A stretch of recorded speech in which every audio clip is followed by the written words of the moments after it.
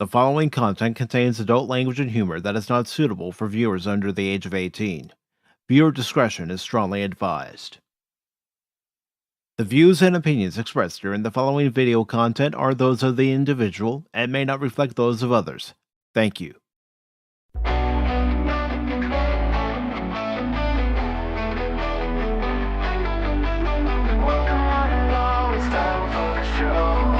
Pacific414 Pop Talk is here. Sit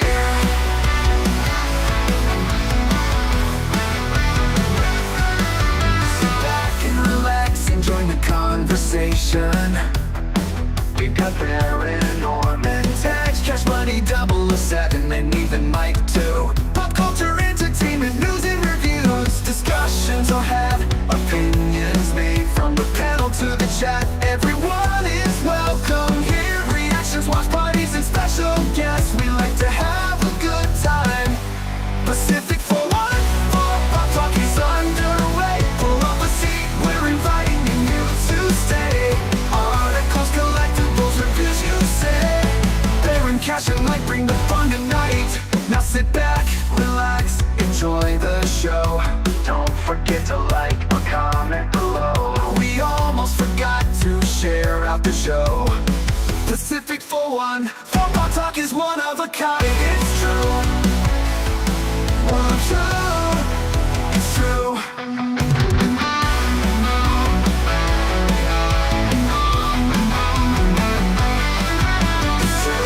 Back, relax, and enjoy the show. Good morning, good afternoon, good evening, and welcome one and all to this edition of Pacific414 Pop Talk, coming to you live on the Pacific414 YouTube channel, the Rumble channel, and X. Along with Baron Norman Tag, I am your host, Mike, and tonight we have several stories to talk about, like I posted in my X tweet. It's a mixed bag because some of it's interesting news, some of it's sad news, and some of it's news that we're just gonna get off our chest right now. We both got our thoughts on the news, and that news being Kathleen Kennedy is stepping down at the end of the year as head of Lucasfilm. Well, as far as this commentator is concerned, it's too little, too late. Yeah, well, about 13 years. Yeah. Too About little, 10 too years. late. The brand is damaged. The golden goose can no longer lay the golden egg. Star Wars is dead. Well, it hasn't been able Dead, to Jim. do the golden. Yeah, it hasn't been able to do the golden egg for a long time. Nope. I mean, about the time of Solo. And, you know, that's when it really started to tarnish. No offense to Solo. I didn't think it was that bad of a film, but I didn't think it was that bad either. I liked it. But it suffered from The Last Jedi. And, you know, a lot of blame has to go to Kathleen Kennedy and those who were hired by Lucasfilm Disney to write stories. They diluted the Star Wars brand. They watered it down with all the TV shows, especially. And the folks that they even had writing the shows, some of them didn't even understand Star Wars. To say the least. Yeah. I mean, yeah. I mean, this is. I wouldn't call this a victory. She's in her 70s now. Yeah. She's in her 70s. She's leaving voluntarily. She's leaving at the end of the year. She has one more project in her she wants to do. So I'm sure she wants to do like a Scorched Earth or something. Or I doubt if it's anything to try to redeem because this woman is spite. But can we put a lot of blame on her? Hell yeah, but not all of it. You got to go. Disney deserves the blame. Iger especially deserves the blame. Right. Iger has the blame. And then you start coming to her because she has hiring, firing, and such on the Lucasfilm area. Of course, needless to say, she can talk to Iger about it. But when it does come to that, she has the say in there. So she's the one that hired in these people. She's the one that Mm-hmm. approved. She's the one that gave the blessing for others to do, and that's across the board. I mean, you take a And look at the acolyte. She was totally, she was the one that brought what's her Leslie Headland. Headland. Yeah, yeah, yeah. Lesbian Headland, and to do her lesbian incestual fantasy fan film. Uh, she was the one that okayed Kenobi, which did horrible. Uh, Need to say Ahsoka. I mean, you got to give David Filoni a lot too, because he started really capitulating and not doing what he's supposed to do. Then you got people like Mm-hmm. Pablo Hidalgo who went out there and really hurt the brand with what he did with Gina Carano. Yeah. And not only that, Star Wars Theory. Not, Yeah, you know, attacking Star Wars theory. hmm So, I mean, this is no. Let's not forget, even though we both like Solo, we can admit Mhm. that Yeah. Solo had its own problems. It had its Oh directors. hell yeah. They were let go, and they brought in Ron Howard to Right. not only redirect the film, but basically pick up the pieces. Right. Are supposed pieces, because it was Kathleen that came in and said she didn't like how it was going and wanted to do it. So what was actually basically left behind? They virtually had to reshoot the film almost from the beginning, type of Mhm. thing. And that's a lot of money. But what was it? She says, "Well, there was just too lighthearted," and you kind of get a snicker out of that. It's like, yeah, like most of the other stuff seems to be. Um, Hard to take serious, especially when you look at your counterparts at Marvel. Whereas, Mhm. um, whatever. But this is a Han Solo story. There's supposed to be some uh, level of humor and jauntiness in there, along with the seriousness and all that across the board. So, what Yeah. did we lose? I mean, was it because they're doing with changing everything that they had to bring in Phoebe Waller Bridge to play the whatever The droid? feminist robot. Let's just say it, the Yeah, feminist robot droid. yeah, The consciousness of the Millennium Falcon. bullshit. Yeah. No way, no how. But this again, this is not a victory because she's walking out on her own No, no, terms. no. It's nowhere near a victory because there's nothing left to be saved. Hmm It's all been burned to ashes. And it goes down now. Who's going to take over that spot? Mm-hmm. What? Is it? Do you want Kevin Feige to take over that spot? Look at Marvel. Marvel's not hot right now. Yeah. Well, are they going to go? Hey, John Favreau, you've been doing some of the best stuff for us. Um, are they going to go to phony blony? And it's like, okay, then that this turkey's dead. It's going to be the latter. Hmm I I've think got it. so. I've got that feeling. I've got that feeling. It's going to be the latter who's going to take over. Well, yeah, David because he's Filoni. lackey. Yeah, he's a bit of a lackey boy. Yeah. So this is not a victory. This is not something to celebrate and cheer for, because it should be her leaving and a complete, total, utter cleaning the house. Yeah. If I was Disney and knowing this is probably about the only thing, I mean, she's leaving a sinking ship. That's why she's actually leaving. Yeah. She sees it. She sees that something's going to happen to Lucasfilm, and she's getting out of there because she's power hungry. She loves that power. So it's going to take a lot for someone that has that. I'm in power. I'm in charge to turn and walk. I mean, 70 some years old. Yeah. I mean, what 71 or whatever. Yeah. I mean, that's up there. But for these jobs, a lot of them stay around a hell of a lot longer than that because they Mm-hmm. just love that power. This is them. They're the powerhouse. It's something. There's going to be a shakeup, and we're kind of getting a little bit of a dateline when we might see it. It might be early next year. It might even be before she leaves. Could Let's could see. it be could it be something that we talked about last year in Mm-hmm. relation to George Lucas? I'm not Mm-hmm. saying George Lucas is going to come back, swoop in, and Mm-hmm. purchase Star Wars outright, Right. but could he have some involvement into who the next successor to Kathleen Kennedy is? Right. Because you know, Iger betrayed him. Iger Yeah, backstabbed him. Um, he's more than willing. I think, and he's not happy with how Star Wars is. But he's 80 years old. I doubt if he really wants to get back in the seat. not at But 80. I wouldn't think so. no, but I'm sure he'd be more than interested in floating ideas, much like when he was doing the Clone Wars. Hey, why Hmm. don't you do this? Okay, George, you're the boss. I think he's up for that. But yeah, I think he really wants this baby to go somewhere else before he dies and redeem itself. So, and it might happen before that. So, if that does happen, she'll probably be leaving even sooner. What budget should You she never know. I deliver? mean, right now we're just speculating.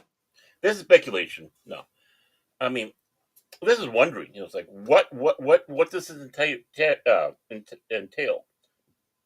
But um, I don't think she'd be leaving if it wasn't for the fact that there's some ominous winds out there, Hmm. and you want to leave I, on a quote unquote high note if you want to call this a high note. I mean, I could be wrong, but isn't Iger supposed to be leaving this year too as the head of Disney at the end Yeah, of this year? I don't I trust that stuff. I don't trust it either, but I mean, that was the he talk for a yeah, little while. yeah, but this is Iger. I mean, he left. He made sure he could, Chapek. yeah, basically screw Chapek over, and now he can come back as the White Knight. But who knows? I mean, maybe he sees realizes I screwed things over so much. Hmm. I need to find maybe I can get a job somewhere else. Maybe working for one of the porno movie outlets now or something because I can't see how his name's not tarnished out there. But again, he's up there in age too, so he's Yeah. got more money than God because he's sapped. I mean, again, it's like I'm thoroughly convinced that there was money laundering like you can't believe. So who knows how many he got from this little run? He doesn't have to work anymore. He can Well, take over Epstein Island and be happy. it's like we both speculated. We talked with Cash about this and a few other people about this. I don't believe the numbers for Captain America: Brave New World. I don't believe its opening weekend numbers at all. Mhm. And you want to know why? Hmm. Captain Marvel. Captain Marvel supposedly made over 100 million its first weekend. Yet you go online at the time when that movie came out to look for seats, and there were plenty of available seats. Hmm.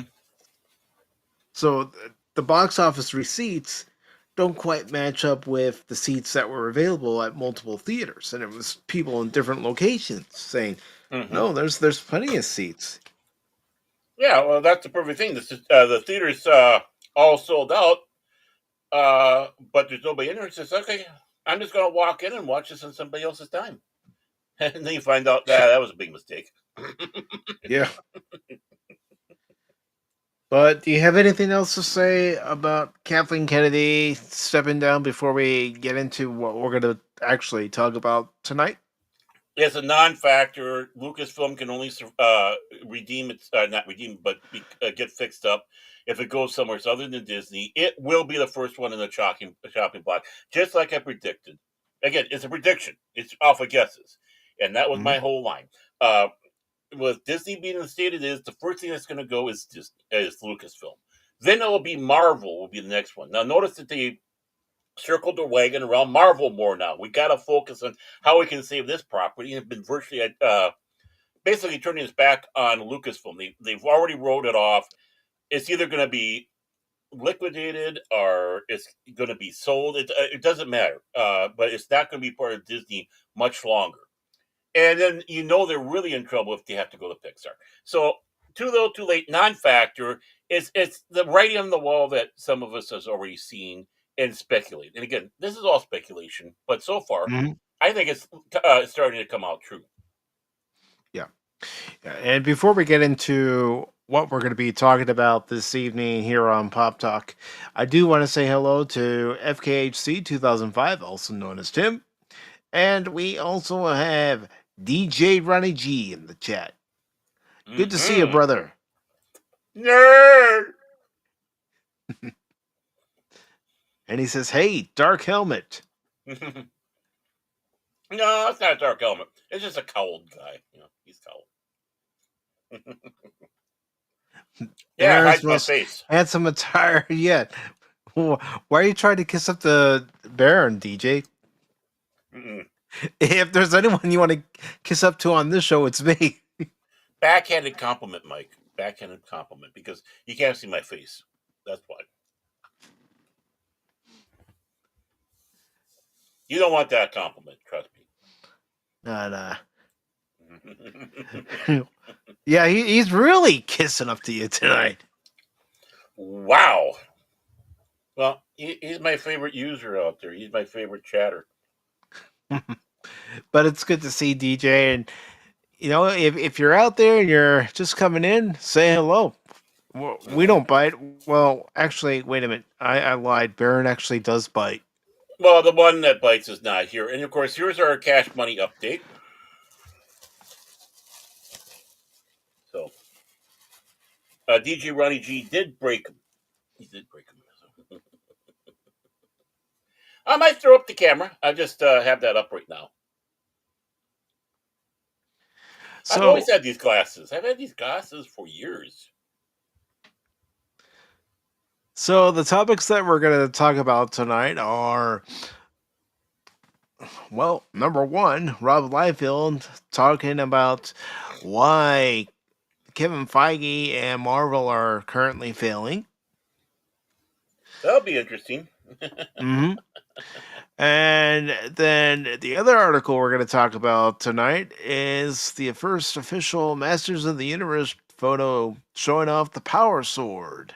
Mm-hmm. And then, of course, we will talk about DC Studios' Cape Crusader conundrum. No script for the Batman sequel, The Penguin Season 2, question mark. Riddle me this. But consider the source. Yeah.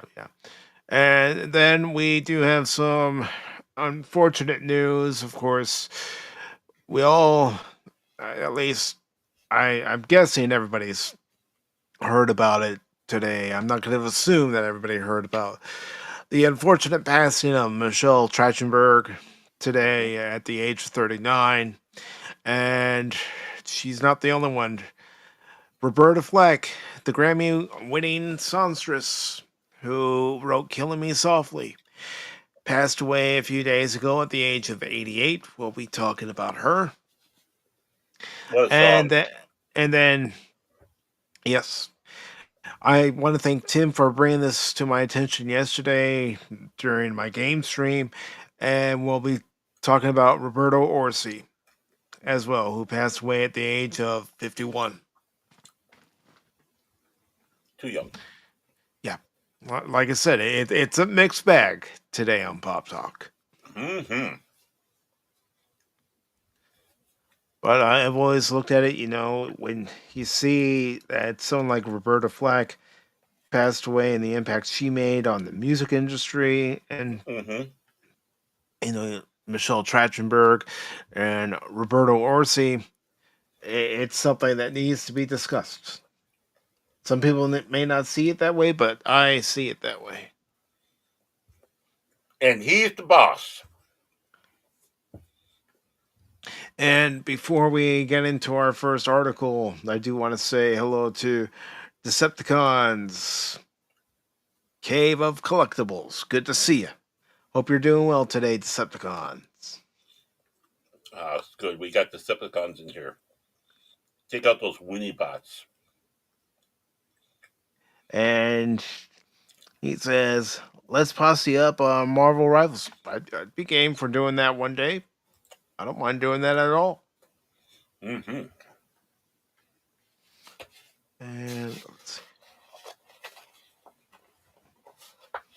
And let's go ahead and get this article up here so you all don't have to wait too long. You've already waited long enough. I'm waiting. Got it for you right here, Baron. Of course, how could I forget? How could I forget? I set it up to do this Mm-hmm. transition beforehand, but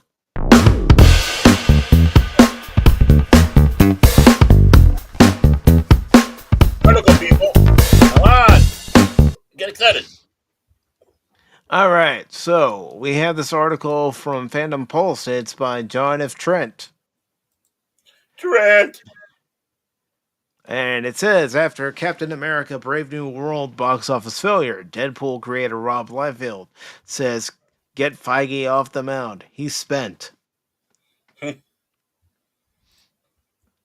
D- Disney keeps Feige on the mound, thinking he's gonna bring out a winner. A wiener? Yeah. I hope he doesn't pull out his wiener. We don't need that, Baron. No, that's my point exactly. And it's good to see the Padawannabe. And he says it's unfortunate to lose, well, anyone, but we can Mm-hmm. at least celebrate in that we got to be here for all their greatness. Yes, and you know, I'll go ahead and say it now. I'm not going to save it for when we actually talk about it, but I was saying to Baron backstage when it came to Roberto Orsi, I think, and this is just my opinion, that if it was Orsi in charge of Discovery, we would have gotten a completely different show. A show more closer to Star Trek. Mm-hmm. And I base that, and it's something that Baron and I were talking about backstage on the Star Trek Countdown comic that was pretty much the prequel comic before the 2009 movie came out. Mm-hmm. But I'll just expand more about that when we get to that. Yeah. Yeah, yeah. And it's good to see Jason Fox of 540 Studios, who says that Liefeld is also a dumbass himself after he lied to fans and stole money from them. Well, none of them are to be trusted. No, no, no. Liefeld has his own issues. I mean, honestly. So, but it's interesting to take this take because no, it doesn't matter what you think about him. He's right on this. Mm-hmm. And that's, of course, talking about Michelle Trachtenberg. This article says Deadpool creator Rob Liefeld seemingly called for the Walt Disney Company to axe Marvel Studios boss Kevin Feige in the wake of Captain Marvel Brave New World's box office disaster. In a post to X over the weekend, Liefeld wrote, get Feige off the mound. He's spent. Yeah, yeah, yeah. I'm not signing up for any extra crap. Well, put Chase's email in there. His comment came after the film saw an 82% decline from its first Friday to its second Friday. The film grossed 40.9 million on its first Friday and must 7.2 million on its second. The box office grosses did not improve throughout the weekend. The film only grossed 28.2 million domestically. Overall, it has only earned 141.2 million domestically and another 148.2 million internationally for a global gross of 289.4 million.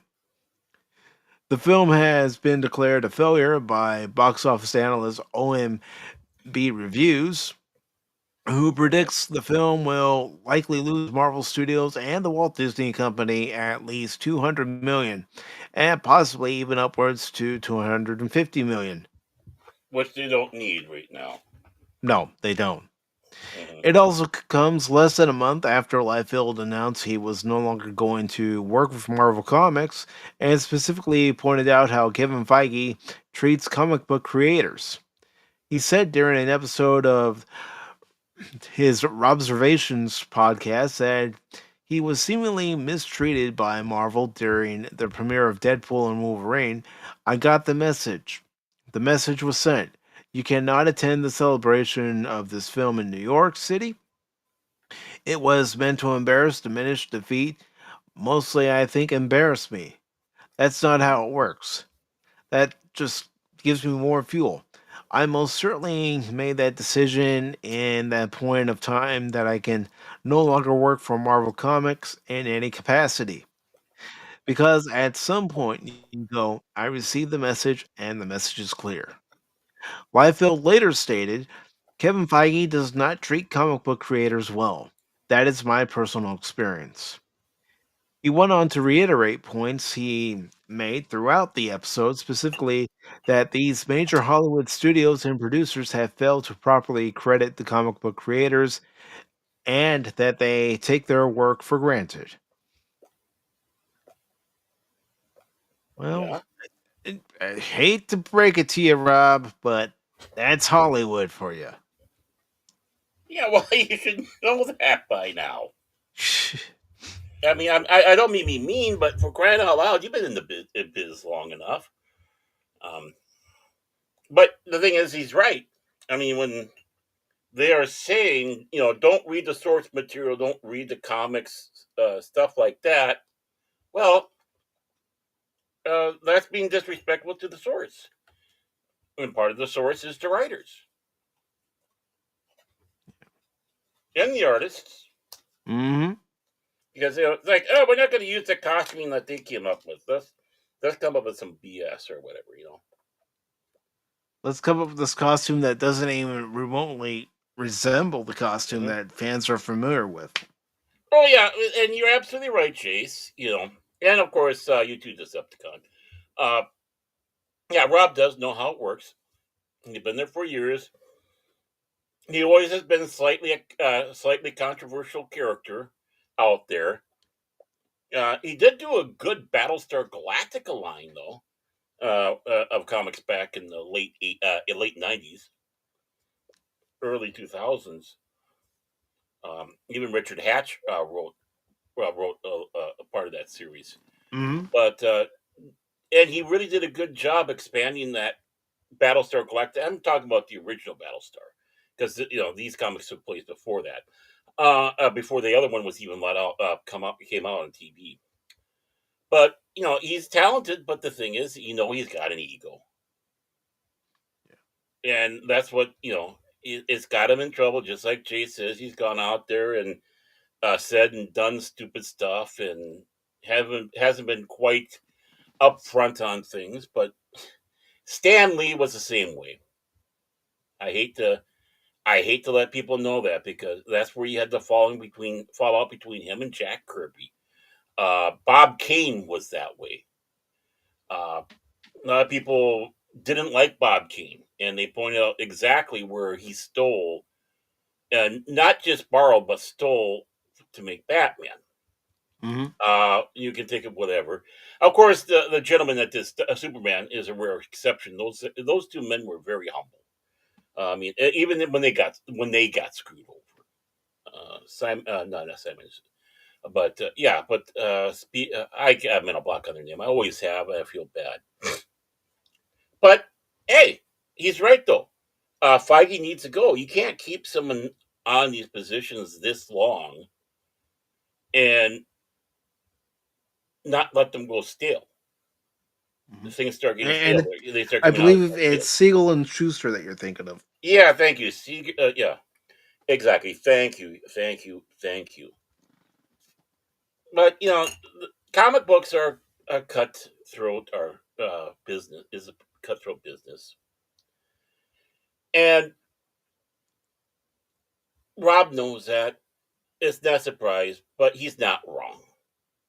No, And but he should know because, like you just said, comics books, the industry, that's cutthroat business. Hollywood. is a cutthroat business.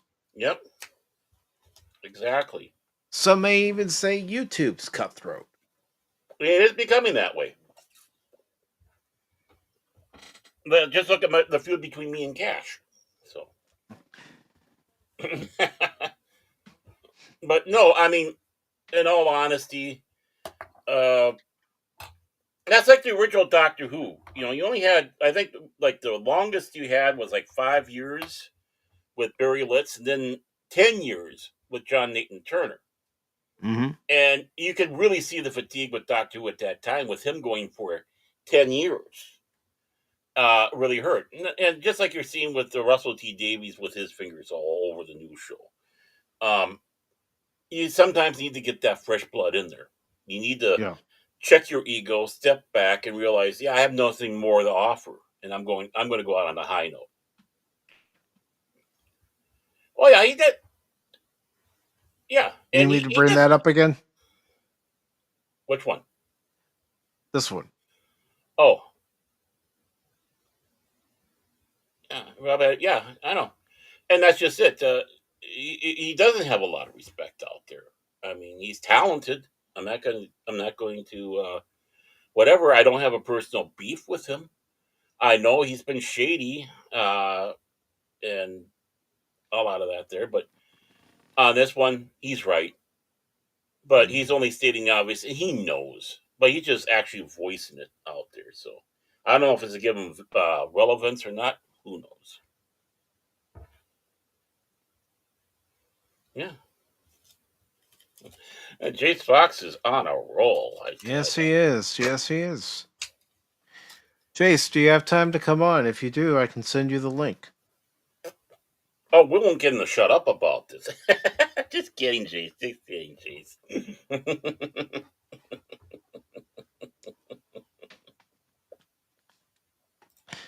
But yeah, I mean, he shouldn't be surprised. Any comic book pro shouldn't be surprised about Mhm. these sort of tactics.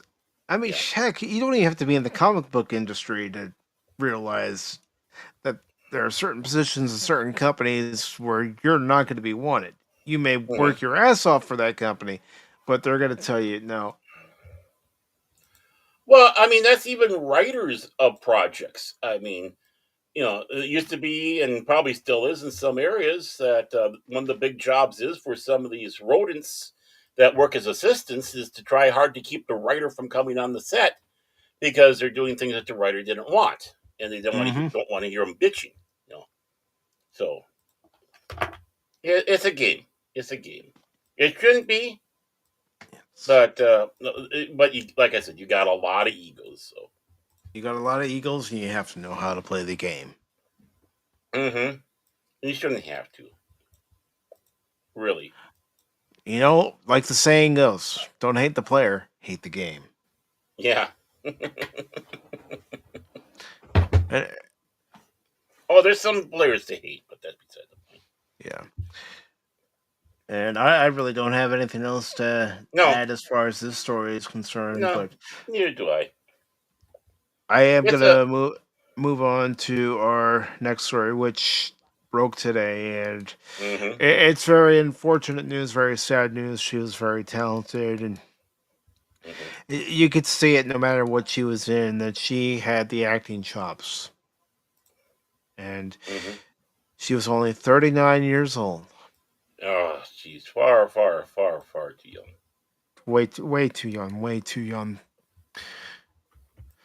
So, Hello. hello, Uh-oh. Chase. Hello. How How are you how doing, do you Oh, brother? guys hear me? Hear me yeah, I fine? can You hear you. sound good. You sound good. You It's a, sound good. yeah, the frowny nipple. Yeah. Yeah, because it wants you to do a picture all the time. I'm lazy. Yeah, I'm not, screw I know, that. I know, I know you are. You don't have I to just do call him that. the frowning cyclops. Mm, I don't know. I like Yeah. the frowny nipple better, but that's me. Yeah. You know But how I since am. since I came in a little late, I just want to say, is Mm-hmm, that I do agree with a lot of stuff Rob has to say. mm-hmm, Mm-hmm. Because we have talked about this for years and years. mm-hmm, mm-hmm, But again, I think it is a little hypocritical because he knows how the industry works. mm-hmm. Mm-hmm. And I didn't know about that scam that he did many years ago. Before I think it was Friday that I learned it. No, Tuesdays I think when I learned Mhm. it, and then I went on the whole deep dive research to find out everything, and that is crazy how much money he stole. So I'm just like, Rob, this goes both ways. Like, you kind of deserve to get kicked in the balls a little bit at the same Hmm. time. But we do agree with you, but you do deserve to get a little bit kicked in the balls. Karma. It's karma. It is They karma, always say exactly. it's gonna come back and get you, and in this Yeah, case, it came back and got him. It but the did, it sad did. thing is, it affects us, the fans, because we're not getting a good product. Yeah, No. there's it's a lot of things like this. But yeah, I saw this. This is really sad.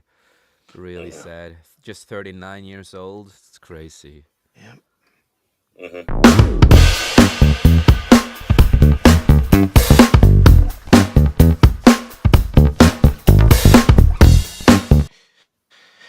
This unfortunate news broke today.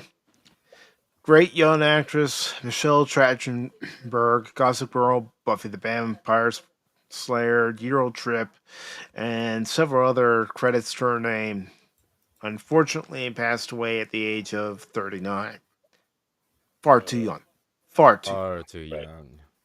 Mhm. This article from Hollywood Reporter is by Chris Gardner, and it says the veteran actress born in New York and raised in Brooklyn before moving to LA moved seamlessly from the big screen and small screens throughout her decades long career. Michelle Trachtenberg, the veteran actress who started as a child performer with high profile roles like the title character in Harriet the Spy before finding success on Buffy the Vampire Slayer and Yeah. Gossip Girl, has died. She was 39. I've seen Buffy the It, Vampire Slayer, but I've not seen Gossip Girl, but what I watched Buffy the Vampire Slayer every Mhm. once in a great while. Yeah, I yeah. wasn't a big watcher either. I actually Yeah. liked the other show better, Angel, better. Angel, Angel yeah, was, I thought yeah, I that like was that, better. yeah. And I liked the movie. When they did the movie, I thought the movie was fun. Oh, the Buffy movie. Yeah. Yeah. And the article goes on to say it is with great sadness to confirm that Michelle Trachtenberg has passed away, her rep confirmed to The Hollywood Reporter on Wednesday morning. The family requests privacy for their loss. There are Mhm. no further details at this time.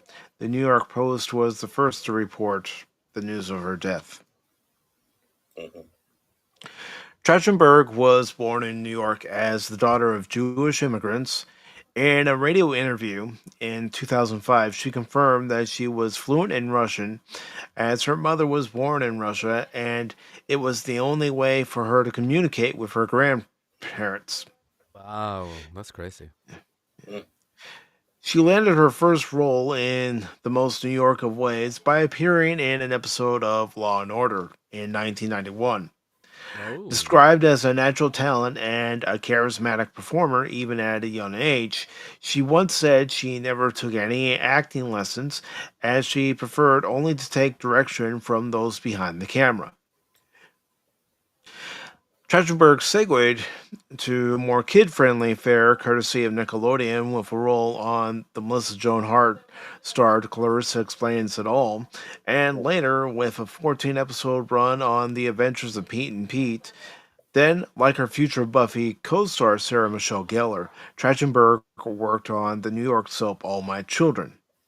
Her breakout turn as a child performer came also from Nickelodeon when she landed the title role in the 1996 film Harriet the Spy, opposite veteran performers like Rosie O'Donnell, Eartha Kitt, and J. Smith Cameron. She was 10 years old at the time. Wow. Wow, that's interesting. The family later moved to Brooklyn, where she was raised with an older sister, Irene. At the age of 12, after her career started to take off, propelled by the Nickelodeon work, Trachtenberg moved to Los Angeles to pursue more work, though she stated that she remained bi-coastal for a little bit. It was little more sheltered once she said of her life in Brooklyn before moving to the West Coast. What was a really big switch for me was going from a place where entertainment was prominent but not surrounding. And in LA, I feel like you're constantly surrounded by people in the entertainment business.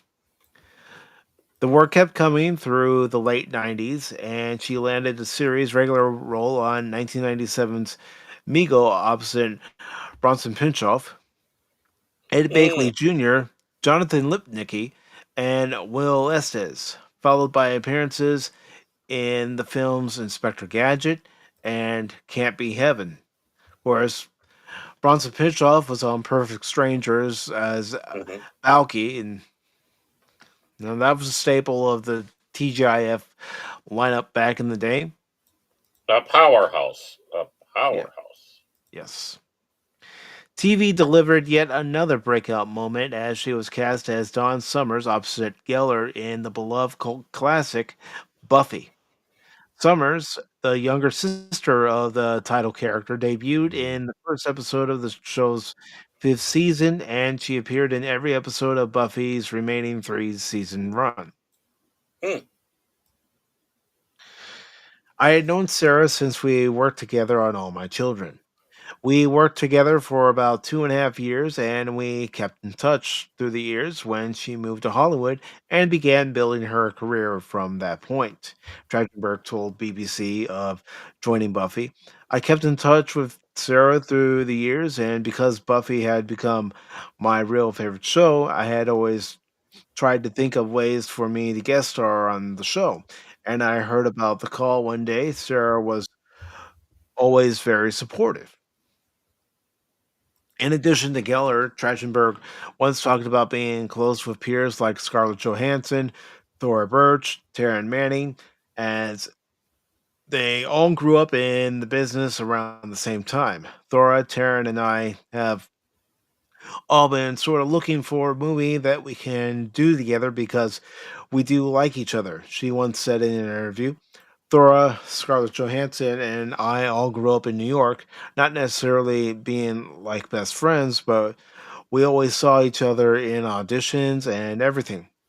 And now when I see the girls, there's like a comfort there.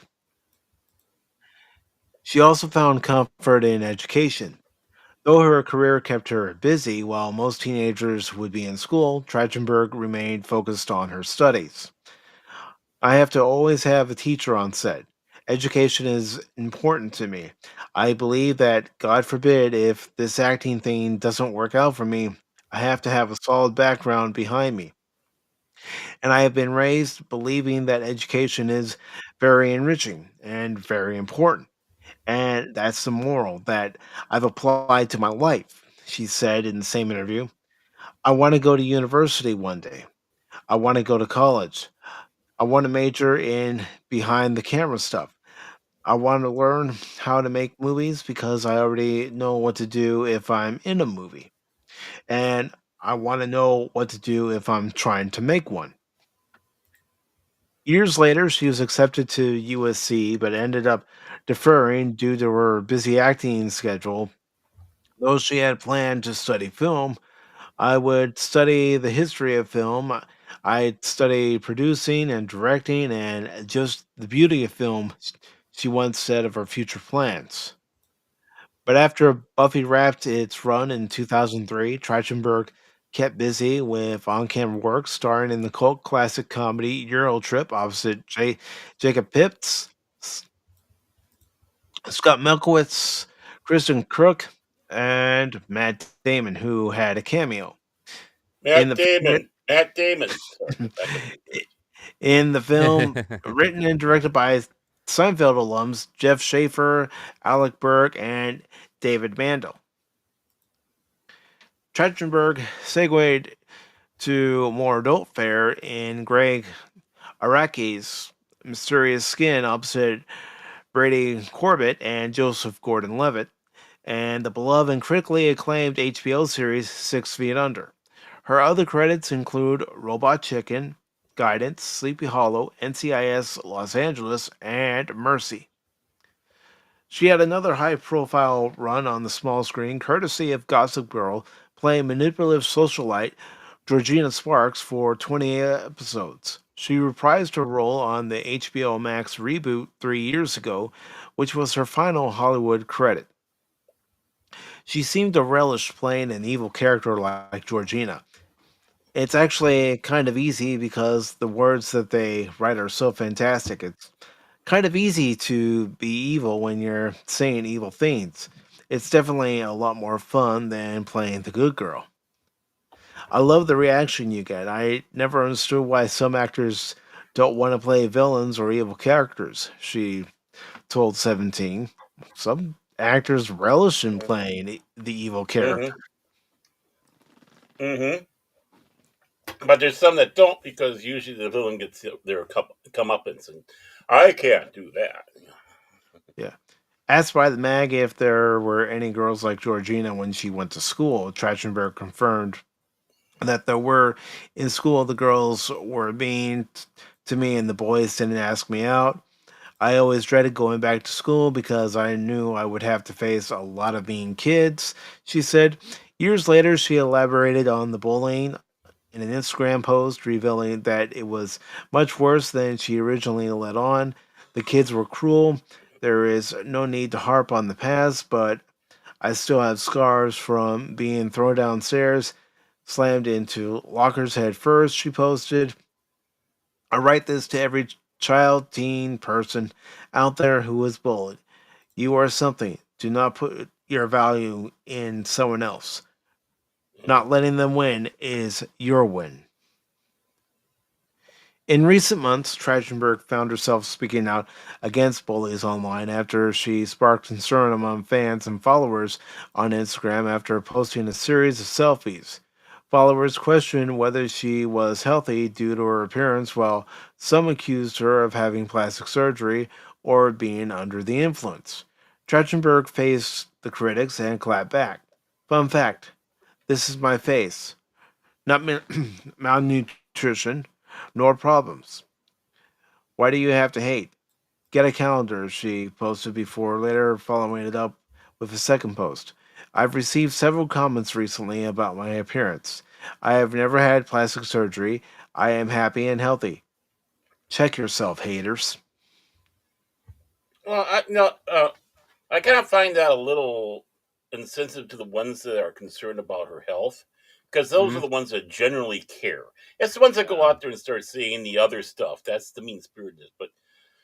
Uh, but I think she just didn't want people to think that she was not something was wrong, and it sounds like maybe something was. She wanted her privacy, but still, Mm-hmm. when people Yeah, are exactly. expressing about, it's like, oh, they're concerned. It's not coming out of spite. It's because, oh my God, is she okay? And that's usually what happens with an art poem when they start seeing someone or they hear someone's not well. Is you get both Mm-hmm. Exactly. sides, obviously, but never go for the ones Or, that care. you see somebody who you haven't seen in a while. They're, looking frail and Hmm. they're, Yeah, no, you know, exactly. looking unhealthy, and you do have concern for them. Right, That's and we just have, normal. yeah. So that's about the only thing I can understand. I mean, especially when she's getting the other hunyucks out there saying their BS about, oh, she's just going for Yeah, attention, or exactly. it's a bad make makeover and stuff like that. It's like those Mm-hmm. guys can go pound rocks, but Yeah.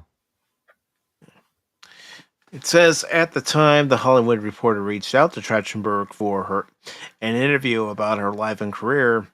Though the actress declined, through a representative, she remained active on Instagram until a few days ago, spending much of the month of February posting throwback photos of red carpet appearances.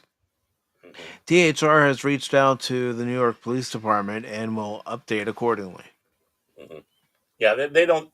From what I heard, they don't consider this foul They play. don't. Yeah. It's not considered foul play, and Hmm you know, I've seen other things that people were hmm speculating, and but because I couldn't find any hmm actual proof, I'm not even gonna say.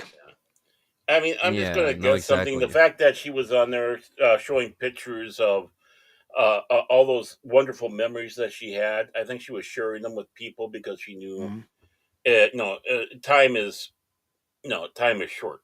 It's kind of Yeah, like saying exactly. goodbye, That's how I feel but too.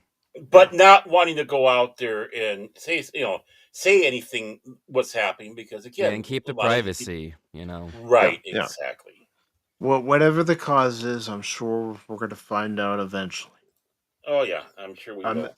I'm not going to even speculate what it was because really, No, it's none of my business. no, it's not. No. What matters is to keep, the memories and all the fun stuff Mhm. that she has done and praise her for the work that she's done through the years. Hmm. That's what's important. Hmm. I mean, I only seen her in a few things, one of them being Eurotrip, and I thought she was a great actress. Hmm. Yeah. No, she was a fine actress. She was not a bad actress of what I've seen her in. So it is really, really sad to see such a It young is. woman passing Hmm. away so Yeah. young, and yeah, especially when I'm young myself too. I start thinking about stuff like that. It's just like, damn, yeah, I'm 29, so it's not that far of a difference in that kind of sense. I will be 30 this year, Hmm. so it really makes you start thinking about Yeah. things in life. I did look up when her birthday was, and she would have been 40 in December. Well. Too That's young. crazy. Too way too young, man. Far too young. Hmm. Way too young. Yeah. But I will express our sincere condolences to her friends, colleagues, and of course to her family on just, it is a tragic loss whenever you lose Yeah. somebody, Yeah. May her rest in peace, as we say. yes. Hmm.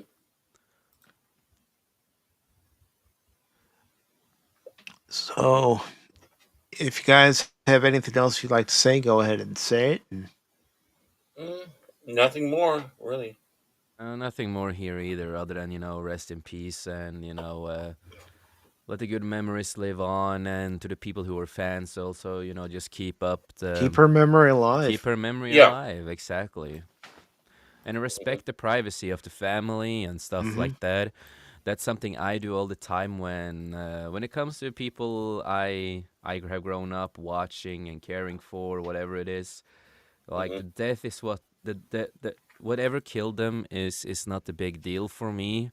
For me, is that I want them to rest in peace, and if they ask for privacy, I will give them the privacy that they Oh yeah. they Yeah. they want. And now I have a picture. Finally, there we go. Well, about time, Mister Lazy. No more nipple Hey, you people. said it. You said it, not me. Hmm.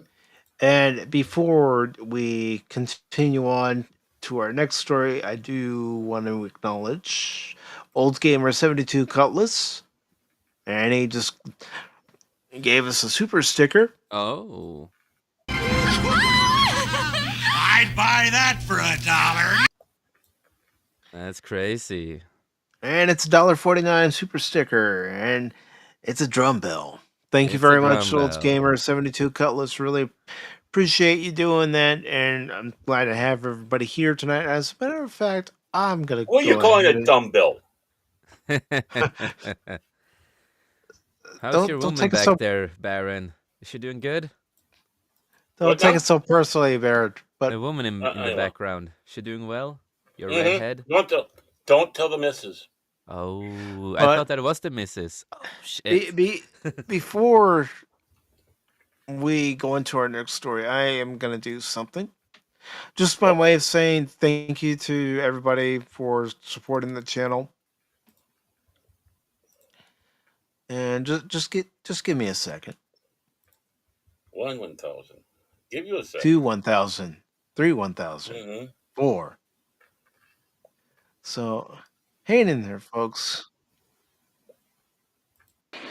Well, Uh, we're waiting.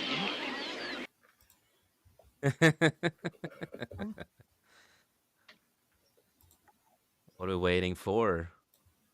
Hold on. Hold on. Hold on. We're waiting impatiently. Trying our best, at least. If you two would like to cooperate with me, What? What am I doing wrong? I have no control here, so I can't do shit. Well, I don't know what he wants me to do. you haven't done anything wrong. You're wrong? Yeah. He's here? You're wrong here? Cool.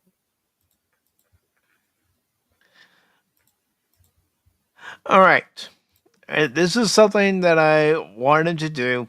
Just another way of saying thank you to everybody for supporting the channel. And I have gone ahead and gifted 10 memberships to the channel. And those memberships have gone to Maria with Tea and Telly. Oh. Rod Thunder! Woo! Sci-Fi Mombi. War Monkey. Do you want to touch my monkey? PJ at Orville Nation. Let's see. Joe's Atmosphere. Phil McCracken. Oh! I knew you'd do that. Phil McCracken. Phil McCracken. Apion. Apollome's Minion. And also John's Landscape. Jim. LC. Jim, sorry. Jim, Mike. Jim. And Kathy Skywalker. Thanks to Olds Gamer 72 Cutlass. Was also gifted a membership. Hey. You're a great guy, Olds Gamer. Thank you very much, Olds Gamer. And here's what I'm going to do. Since we have new members, I'm going to play all the member videos. Oh. I have come here to chew bubblegum and kick ass. And I'm all out of bubblegum.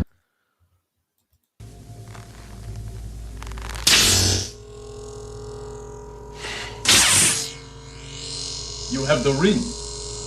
And I see your shorts is as big as mine. Now let's see how well you handle it. I handled it well.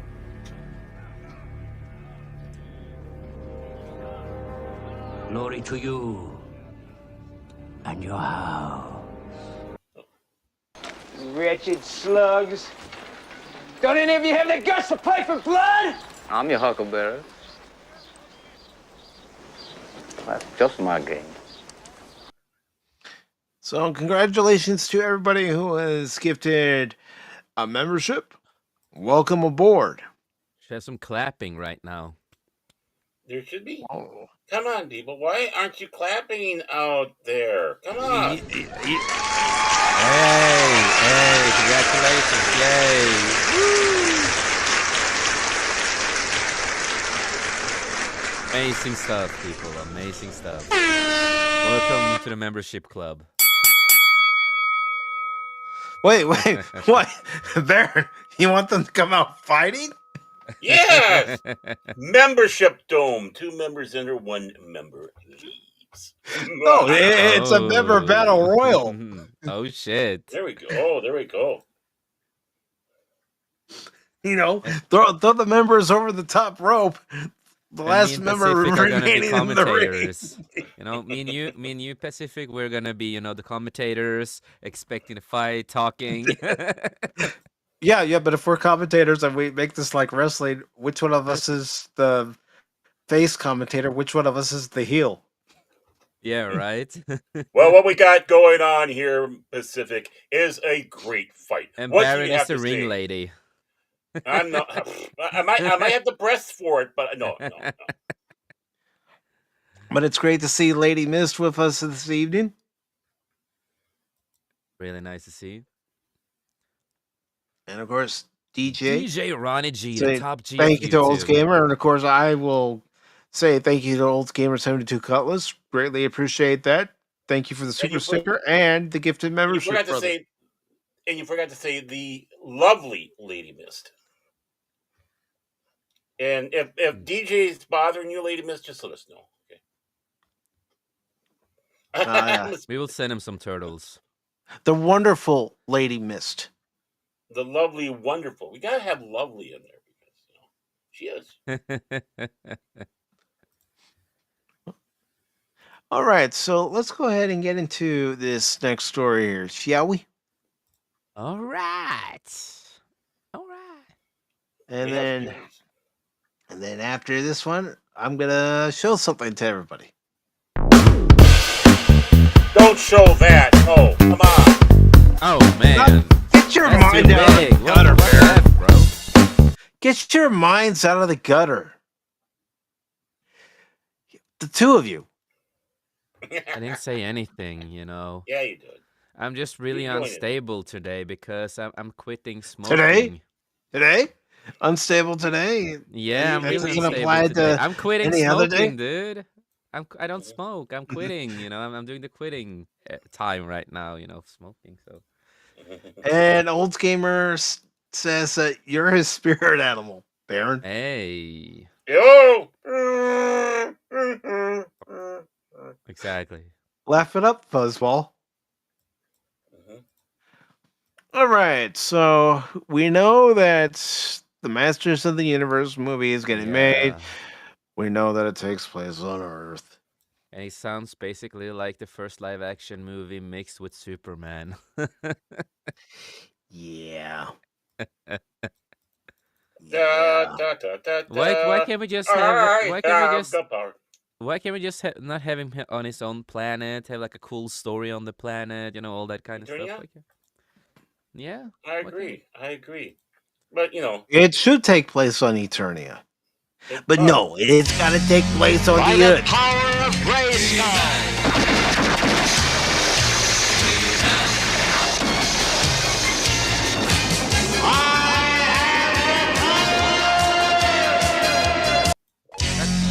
By the by the power. Why is it keep it going? There, stop. What are you doing? What are you doing, man? What are you doing, man? I don't know what I'm doing anymore. But no, how cool would it be to see the castle and everything from the animated stuff and more resource stuff? How cool would that be? Come on. Well, come on, I want to see Cringer. We're not gonna have Cringer in this movie. Oh, are we gonna have Oracle? I don't know. I know we're having Skeletor, Evelyn, Tila, Man at Arms. And those Tila and Evelyn were miscast. They should have flipped it over. I mean, yeah. The girl playing Tila should be Evelyn because she actually looks like Evelyn. Oh, hell yeah! It's so weird with the casting and with Jared Leto being cast, at Skeletor, it can go both ways with him. It can either go good or it can go really bad. Depends on how they write him. I've got a feeling that with Jared Leto as Skeletor, he's gonna ham it up. Yeah. You know it. Yeah. So I didn't look at the byline. Oh, it's by Joy Power. I should have just said Joy Power and I would have been right. But Amazon MGM Studios has released the first officially. It should be official. Come on, Joey. You've been doing this long enough. I have dyslexia and can write better. Come on, bro. Wow. The first official image from its live-action Masters of the Universe movie, and it teases Nicholas Galantine as He-Man holding his power sword. And that's hey! That's come on! This is supposed to be a family hour right now. Family hour, Christian channel, family hour. Holding his power sword. Let's see how you wield it. Oh God! I see your Schwartz as big as mine. Oh my lord! I have the power. I have the power. While we don't see Galantine's face, we do get a look at his He-Man style muscular physique. I wish I could be excited about this movie, but damn the filmmakers are damn the filmmakers for setting it on Earth. Yeah, we were just talking about that, Yeah, Joey. we went on Yeah. Eternia. Come I think on. Where that have you been? I think that's a consensus among Masters of the Universe fans. Okay, we've already had a movie set on Earth. It was the Yep. 1987 film. With Dolph Yep. Lundgren. Yeah, Mm-hmm. and Franklin Gillen, Yep. who you could We tell he don't. was absolutely loving playing We Oh, Skeletor. yeah, he was. but we don't need to see that again. We're already seeing it. We need to Hmm. go back to the source. Where if you really want the fans to be excited for this, you have to put it on Eternia. Yeah, Mm-hmm. and even Joey says Masters of the Universe should be entirely set on Eternia. Hey, Joey, Yes. we should talk sometime. No, Yeah. seriously, we should. Yeah. We need to talk about how you write stuff. The film is said Wow. to introduce Adam as an ordinary man at work in a boring office job. Yeah, that's gonna put Oh, butts so in the fun. seats. Yeah, So that's like fun. that. That's like that one show that that I talked about before. It's like, okay. I can see him, after he's done working or in the break, he takes a cigarette and just like, ugh, I just hate life, It's he's just giving up. No, no, no, no. Yes, He-Man. Yes, what's happening? So, have you filed your TPS reports yet? Oh God. And then he just goes full mad with muscles and destroys the table. Then Yeah, Yeah, if you could tell me on Saturday. he destroys the copy machine. Uh, yeah, if you could come in Saturday, that would be great.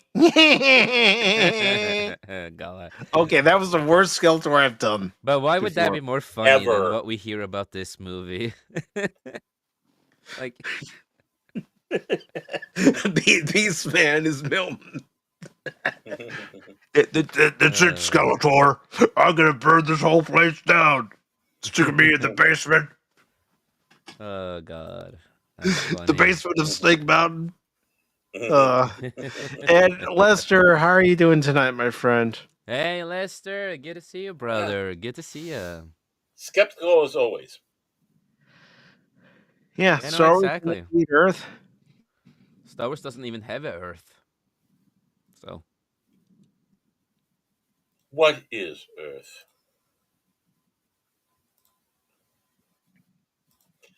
I got my parents to take us to the drive-in more than twice to watch He-Man is beyond me. You had the power. You wielded the power. Mom and Dad, take me to see He-Man. He-Man.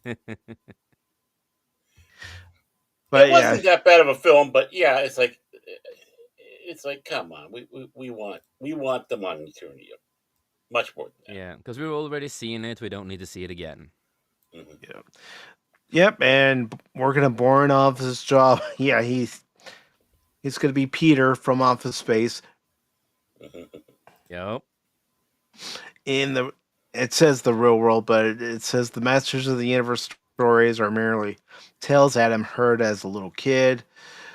The leaked synopsis reads 10-year-old Prince Adam who crashes to Earth in a spaceship and is separated from his magical power sword, the only link to his home Eternia. After tracking it down almost 2 decades later, Prince Adam is whisked back across space to defend his home planet against the evil forces of Skeletor. But to defeat such a powerful villain, Prince Adam will first need to uncover the mysteries of his past and become He-Man, the most powerful man in the universe. It sounds such like a great movie. Oh, Yeah. I'm so excited. And you can't hide it.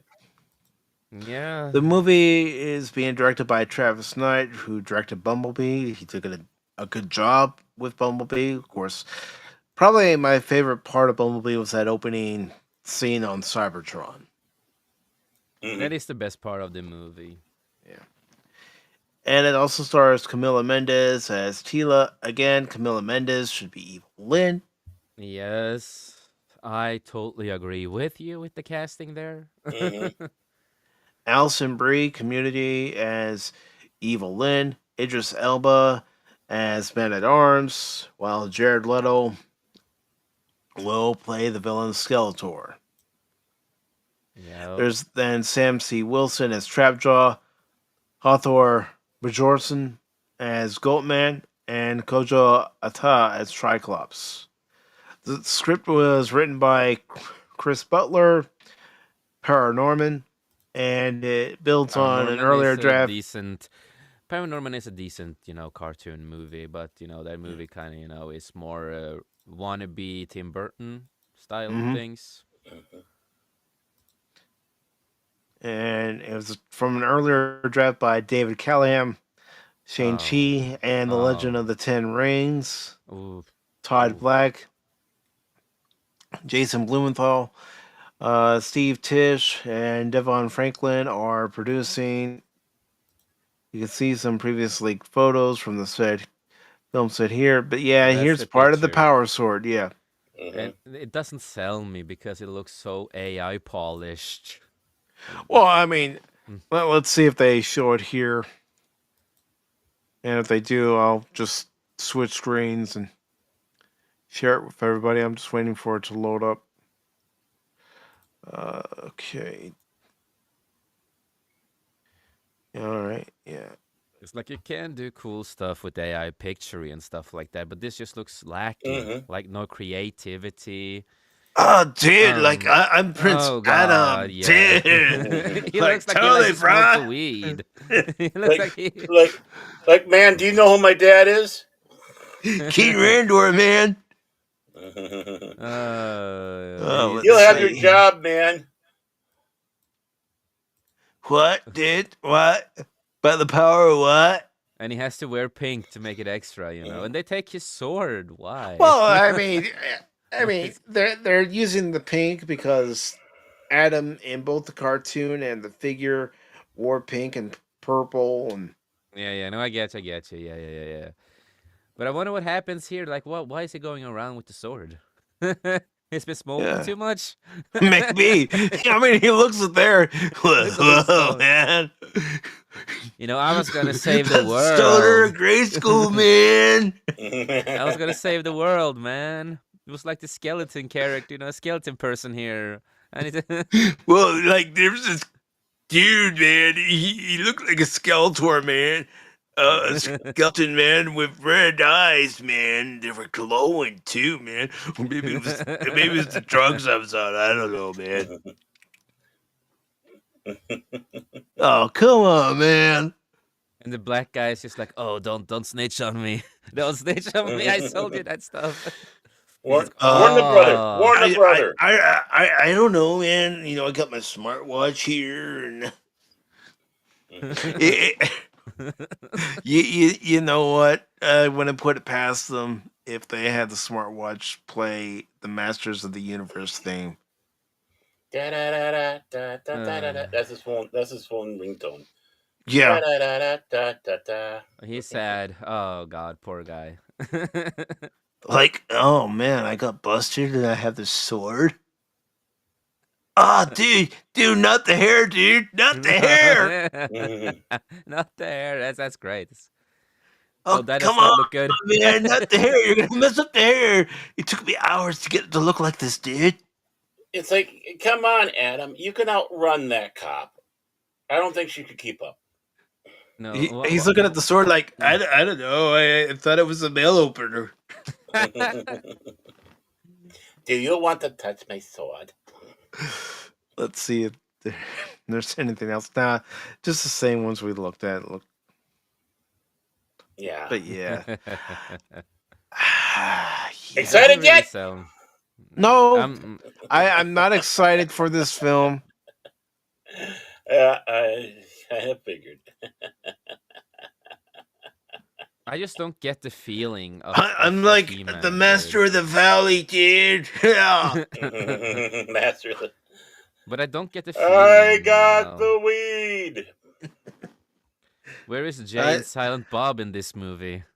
I don't know. Do you really want to have Silent Bob anywhere near the He-Man? Well, however bad this might end up being, we don't want it to go Kevin Smith bad. So You got my joke. Really nice, Baron. It, yeah, see, smarter than the average Baron. it's all right, Jed. Just glad to have you here, brother. Good to see you, man.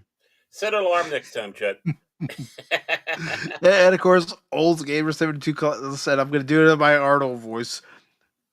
It says, "By the power of girly power, I have the power. Ah! I'm going to crush you now." Well, what is this planet Eternia? Why does the trees look all weird? What's this floating guy? Whoa, that weed was strong, man. If I see a floating guy in front of me. That's not power at the end there. It would be funny if Kevin Smith came out and said, "This is a great movie." He's gonna cry and just like, "Oh my god, again," you know. Every Enough of the time. crying, Kevin. We get it. We get it. And Baron's cried. You could all see you cried. But do you think this is gonna be better than the Kevin Smith thing, or do you think it's gonna be around No. the same? Well, No. I mean, if it's better, remember there's a low bar. I'll be right back, guys. Yeah. Time to raise the flag, me mighties. No, you're right, Baron. I Don't wish get I could be any excited. ideas. Too late. I wish I could be excited for the movie, but unfortunately, well, that's just that's the thing, though. We want to see a He-Man in the He-Man universe. We want to see Eternia. We want to see Castle's Grayskull. We want to see Snake Mountain. We want to see the Kingdom, the capital. We want to see the wonderful weird battles. Yeah, the weird wonderful technology that they had. The battle rams and stuff like that. I mean, come on, even Skeletor's robot army. They sometimes use because you can't kill anybody in these cartoons. Yeah, it's not that hard to do, man. It's really not. But it comes back to they don't want to respect the source material again, like we always talk about. Mm-hmm. Well, yeah, and of course, as much as we want to bash CGI, well, again, CGI is a tool. I mean, it would not be hard to help fill in some of the special effects for making this look like Eternia, a different planet. Exactly. And in practical models, I mean, how much money are they honestly saving by doing this? I don't know. Yeah, no, exactly.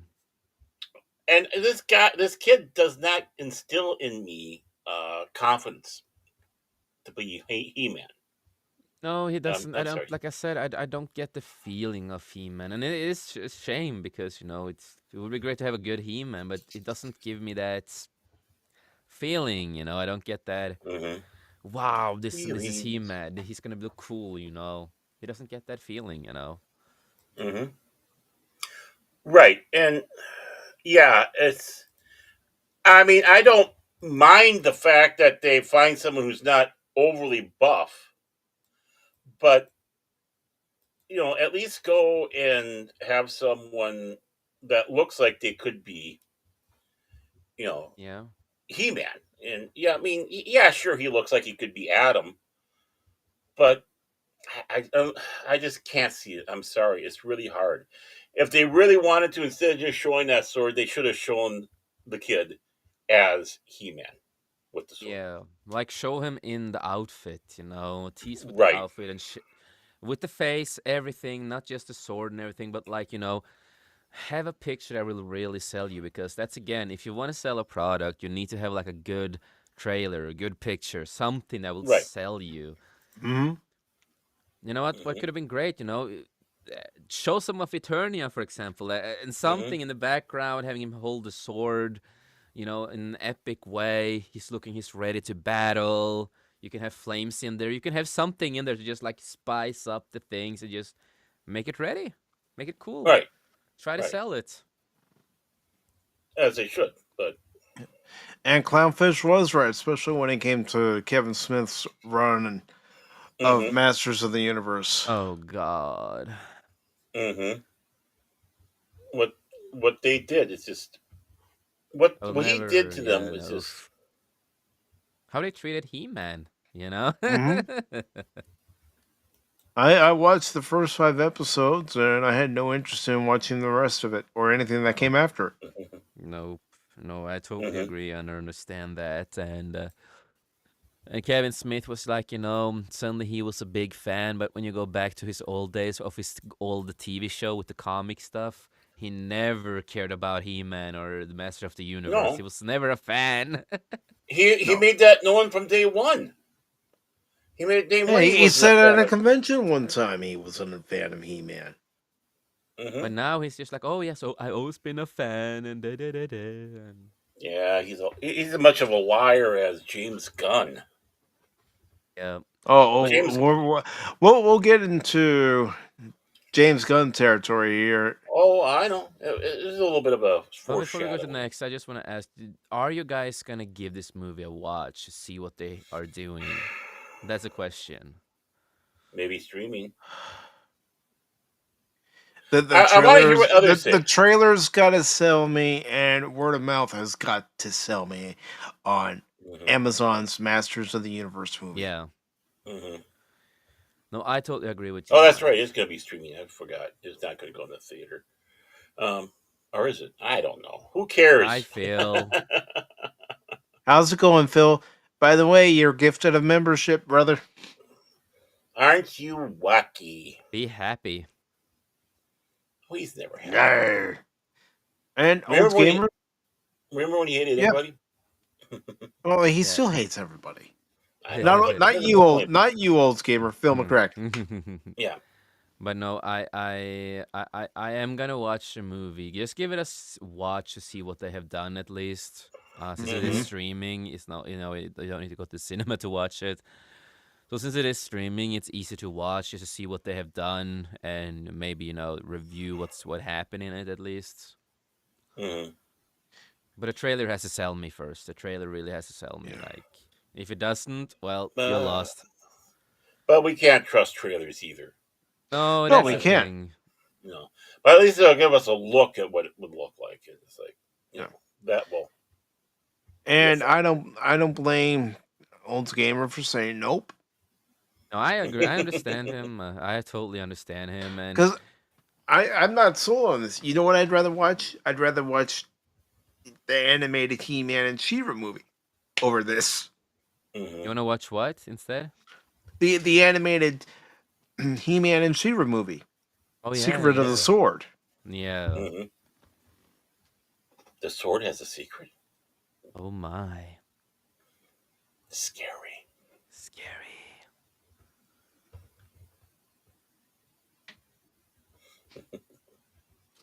Oh God. She's not here. So before we get into any of our other stories, I do want to bring this up to let everybody know what watch parties I have planned for the month of March. So, this Sunday, March 2nd, we will be watching The Haunting and also Shaun of the Dead, starting at 1 p.m. Eastern Time. Good I'm going to be so scared. Oh, man up. Man up, you wuss. I am a wuss. And then on Wednesday, March 12th, we're like gonna totally watch Beavis and Butthead Do America. That'll be cool. Oh God, that's fire. I am Cornholio. I need Tippy for my butthole. Oh, that's in the movie. And then on March 26th, the day before the baseball season officially starts for the other 28 teams, because the Cubs and Dodgers will be starting, gosh, it's going to be soon, a couple weeks, I believe. Wow. In Japan, for two games that actually will count for the season. We're going to watch the movie Major League, and I am dedicating that particular night to the late, great Bob Uecker, who was the voice of the Milwaukee Yeah. Brewers. Yeah. So I am dedicating that to him. And then this is one I've been thinking about for a while, and it coincides with the original release date. Not the year, but the date lines up on Sunday, March 30th. Grab your pizza Oh yeah, that's a good because we movie. are watching Teenage Mutant Ninja Turtles from 1990 for its 35th anniversary. That's a good one, man. That's a good Mm-hmm. one. Like one of my stepkids, he loves Ninja Turtles, and I don't think he has seen those movies yet, so I need to show them to him. Well, I mean, it's a great movie, and of the original Yeah, three, it's the best. it is the best of all of Not them. nothing against Secret of the Use, but They're still honestly, fun. Like the others are still fun, but it's not the first one. no, the first one was closer to the comics. Yeah, they had little nods to the cartoon series, as far as April's raincoat and everything, and also the bandana colors. But the first one's the best. Don't get me started on Teenage Mutant Ninja Turtles 3. We could be here for hours. Come on, man. No, I'm just kidding. But no, the first one is an amazing movie. It's really fun. Um, so that's gonna be an enjoyment. Yes. I And also I'm just remember the time they had a crossover with Power Rangers. oh, that was bad. That was so bad. And it's not just because of the writing and the acting, but the turtle costumes were just horrible. Yeah, but it was in one of the best shows though. In Space was the best Power Ranger show. Uh, it was okay. Okay, maybe I liked Tracy Lynn Cruz. There you go. Secret's out. Secrets. Ooh. But nothing is but Super Sentai is better than Power Rangers because that's original.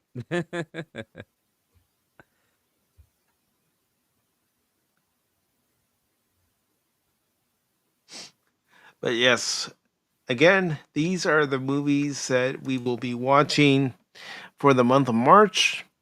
April, I'm thinking of at least a couple. I'm going to leave the rest up to you guys. Remember, have your money ready when you do come. It's $1 a head. This is a dollar theater. We're not doing this for free. But we do have to thank Lady Miss for being the producer of the movies that was Yeah, scared. yeah, yes. On March 2nd, she is the producer of the show. She is the sponsor of the show. Really? And she's the one that gave the super chat for the haunting. Come on, Mike, say it right. Oh well, that's good choices. Really good choices for And movies. Shaun of They're the really Dead. good. Yeah. And then it was Tim who actually was thinking Beavis and Butthead do America. So I thought, yeah. Let's do it. Yeah. We're like gonna watch it. We're gonna commentate. Yeah, it'll be cool. I still find it funny Robert Stack had a voice in there. Yeah. But But exciting panel of movies you're gonna do. Mm-hmm. I hope Lady Miss holds my hands during the scary parts. Lady Miss, that's a trap. I just want you to know that that's a trap. It's a No, trap. emails from DJ Ronnie G is links from DJ's trap. Yes. But yes, that is what's coming up for the watch parties. And then, of course, next Wednesday, our special guest is going to be Tommy from Tommy and the Guinea Pig Collective. So that's going to be a fun one, talking about his channel, talking about collecting toys, reviewing toys, and also learning which toys from the previous year that he liked and which ones that he maybe he didn't like so much. But as far as tonight's concerned, we are going to talk about Roberta Flack. You sound excited, Baron. Because it's sad news, man. It's sad news whenever we lose someone who just had a beautiful voice. Wait, what? She's dead too? Yep, 88. How And many is passing away? I said it's a mixed bag tonight. Yeah, we're all over the place, sadly. And you wanted me to be here while I've been stopped smoking when I'm so unstable. Jesus, man. Well, how was I supposed to know that you stopped smoking? Yeah.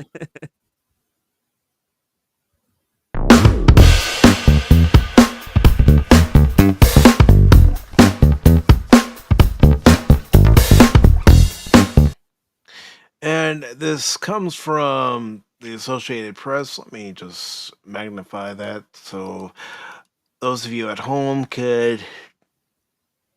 are able to see what's actually been printed.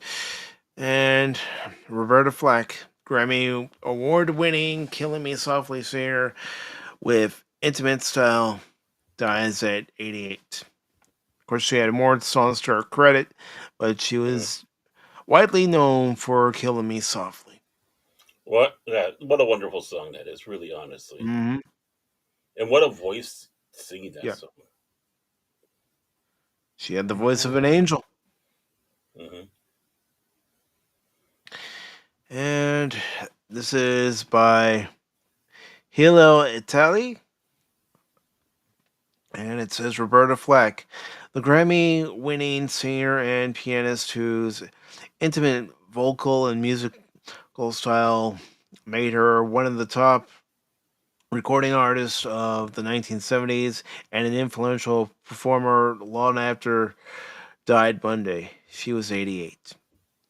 She died at home surrounded by her family, publicist Elaine Schuck said in a statement. Flack announced in 2022 she had ALS, commonly known as Lou Gehrig's disease, and could no longer sing. Little known before her early 30s, Flack became an overnight star after Clint Eastwood used "The First Time I Ever Saw Your Face" as the soundtrack for one of cinema's more memorable and explicit love scenes between the actor and Donna Mills in his 1971 film Play Misty for Me. The hushed hymn-like ballad, with Flack's graceful soprano afloat on a bed of soft strings and piano, topped the Billboard Pop chart in 1972 and received a Grammy for Record of the Year. A little trivia on that too is the first time ever I saw your face was actually written by Bob Shane and performed by the Kingston Trio first. But she did such a wonderful job on that song.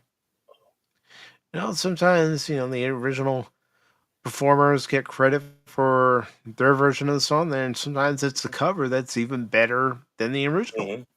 Oh yeah, I mean, I don't think Bobby Sheen did a bad job with the Kingston with that, but she knocked it out of the park. The record label wanted to have it re-recorded with a faster tempo, but he said he wanted it exactly as it was. Flack told the Associated Press in 2018, with the song as a theme song for his movie, it gained a lot of popularity and then took off. Yeah, that song would not work if you up the tempo on it. It needed to be exactly how it is. Agreed. In 1973, she matched both achievements with "Killing Me Softly" with his song, becoming the first artist to win consecutive Grammys for Best Record. A classically trained pianist so gifted, she received a full scholarship at age 15 to Howard, the historically black university. Flack was discovered in the late 60s by jazz musician Les McCann, who later wrote that her voice touched, tapped, trapped, and kicked every emotion I've ever known. Flack was versatile enough to summon the up-tempo gospel passion of Aretha Franklin, but she favored a more measured and reflective approach, as if curating a song word by word. For Flack's many admirers, she was a sophisticated and bold new presence in the music world. And in the social and civil rights movements of the time, her friends, including the Reverend Jesse Jackson and Angela Davis, whom Flack visited in prison while Davis faced charges for which she was acquitted for murder and kidnapping, Flack sang at the funeral of Jackie Robinson, Major League Baseball's first black player, and was among the many guest performers on the feminist children's entertainment project created by Marlo Thomas, Free to Be You and Me. Oh, I remember that show. Yeah, AP, bite me. Yeah. Flack's other hits from the 1970s included the cozy Feel Like Making Love and two duets with her close friend and former Howard classmate, Donny Hathaway. Where is the Love? And The Closer I Get to You. Mhm. Where is the love? Okay, I'm not gonna sing. Where is the love? I've always liked that song though. It's not a bad song, dude. No, it's not. A partnership that ended in tragedy. In 1979, she and Hathaway were working on an album of duets when he suffered a breakdown during recording, and later that night fell to his death from his hotel room in Manhattan. Oh, damn. We were deeply connected creatively, Flack told Vibe in 2022 upon the 50th anniversary of the million selling Roberta Flack and Donny Hathaway album. He could play anything, sing anything. Our musical synergy was unlike anything I'd before or since. She never matched her first run success, although she did have a hit in the 1980s with People Bryson. Hmm. People Bryson duet. I Tonight I Celebrate My Love, and Hmm. in the 1990s with Maxi Priest set the night to the music. In the mid 90s, Flack received new attention after the Fugees recorded a Grammy-winning cover of "Killing Me Softly," which she eventually performed on stage with the hip hop group. Overall, she won 5 Grammys, 3 for Killing Me Softly, was nominated 8 other times, and was given a Lifetime Achievement Grammy in 2020, with John Legend and Ariana Grande among those praising her. I love that connection to other artists because we understand music. We live music. It's our language, Flack told SongwriterUniverse.com in 2020. Through music, we understand what we are thinking and feeling. No matter what challenge life presents, I am at home with my piano, on a stage with my band, and in the studio listening to music. I can find my way when I hear music. In 2022, Beyonce placed Flack, Franklin, and Diana Ross, among others, in a special pantheon of heroines named checked in the Grammy nominated Queen's remix of Break My Soul. Flack was briefly married to Stephen Novosel, an interracial relationship that led to tension with each of their families, and earlier had a son. The singer and keyboardist Bernard Wright. For years, she lived in Manhattan's Dakota apartment building on the same floor as John Lennon and Yoko Ono, who became a close friend and provided liner notes for a Flack album of Beatles covers, Let It Be Roberta. She also devoted extensive time to the Roberta Flack School of Music, based in New York, and attended mostly by students between the ages of 6 to 14. Roberta Cleopatra Flack, the daughter of musicians, was born in Black Mountain, North Carolina, and raised in Arlington, Virginia. After graduating from Howard, she taught music in D.C. area junior high schools for several years in her 20s while performing after hours in clubs. She, she sometimes backed other singers, but her own shows at Washington's renowned Mr. Henry attached such celebrity patrons as Burt Baccarat, Ramsey Lewis, and Johnny Mathis. The club's owner, Henry Yeff, converted an apartment directly above into a private studio, the Roberta Flack Room.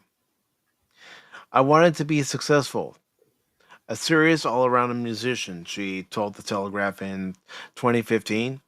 I listened to a lot of Aretha, the Drifters, trying to do some of that myself, playing, teaching.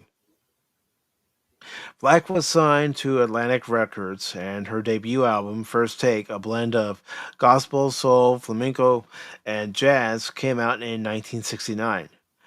One track was a love song by the English folk artist Ewan McCall. The First Time I Ever Saw Your Face, written in 1957 for his future wife, singer Peggy Seeger. Flack not only knew the ballad, but used it while working with a glee club during her years as an educator. I was teaching at Banker Junior High in Washington, D.C. It was part of the city where kids weren't that privileged. But they were privileged enough to have music education. I really wanted them to read music. First, I get their attention. Flack starts singing Supreme's hit, Stop in the Name of Love. Then I could teach them. She told the Tampa Bay Times in 2012. You have to do all sorts of things when you're dealing with kids in the inner city, she said.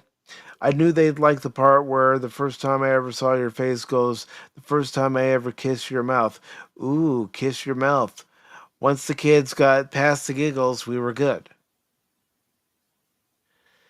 Yes, a remarkable performer. Yeah. Memorable songs.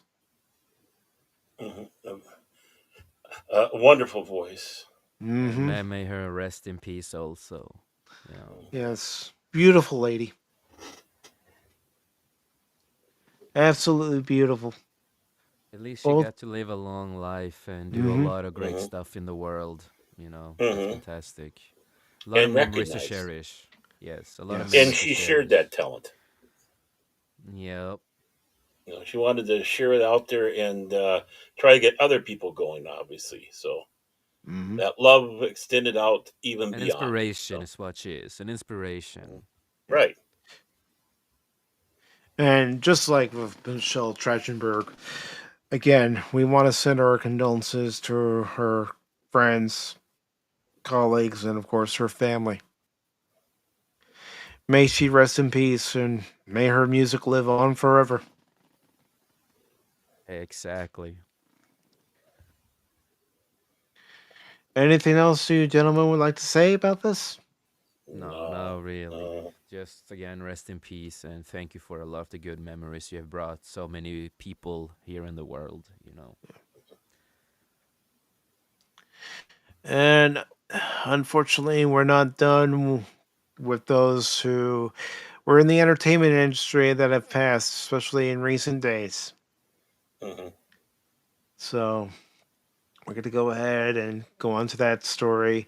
Before we get to our main story, before we move over to the Rumble side. Rumble, rumble, rumble.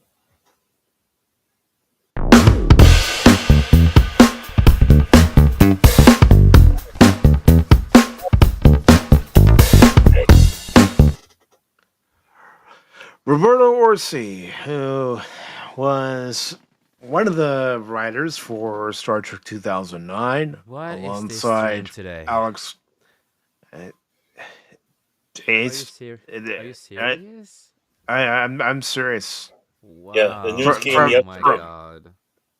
From the very beginning, even if it was a story where somebody had passed away, I I had get that. There's so dedicated. many. It's crazy. Like there's so many. Like I've seen other people too of the industries that I have been watching through the years too. People are passing away and passing away, and it doesn't stop. It's like, damn, it's No, crazy. It's crazy to see how And many have you passed can, away. and I just want to say, you can thank the wonderful and talented and generous Olds Gamer 72 Cutlass for that, Kathy. Good to Yes. see you, by the way. Mm-hmm. Kathy, it's wonderful to see you. How you been? Mm-hmm. But yeah, he was the one that cut you. So. I didn't mean to take her away. Oh, well, you did it though, man. You did it. He did that. Wonderful to see you, Kathy. I admitted it. Oh man, dude, you're playing with my heart today, man. You know, I'm. Oh, I mean, all of our hearts. 51 years old. 51 years old. Serious. Even stories like this need to be discussed. Of course, because not many people do. Of course, we have to talk about it, but it's just so shocking that it's just this is like a big time of the year that people just pass away. It's crazy. Well, that's also, unfortunately, it is the winter months. Unfortunately, and they always say they go in groups of 3, so this would be 1, 2, and 3. Yeah. Oof. So it can stop for a while. Stop. Yeah, please. Yeah, stop now. We've lost too many. Just stop.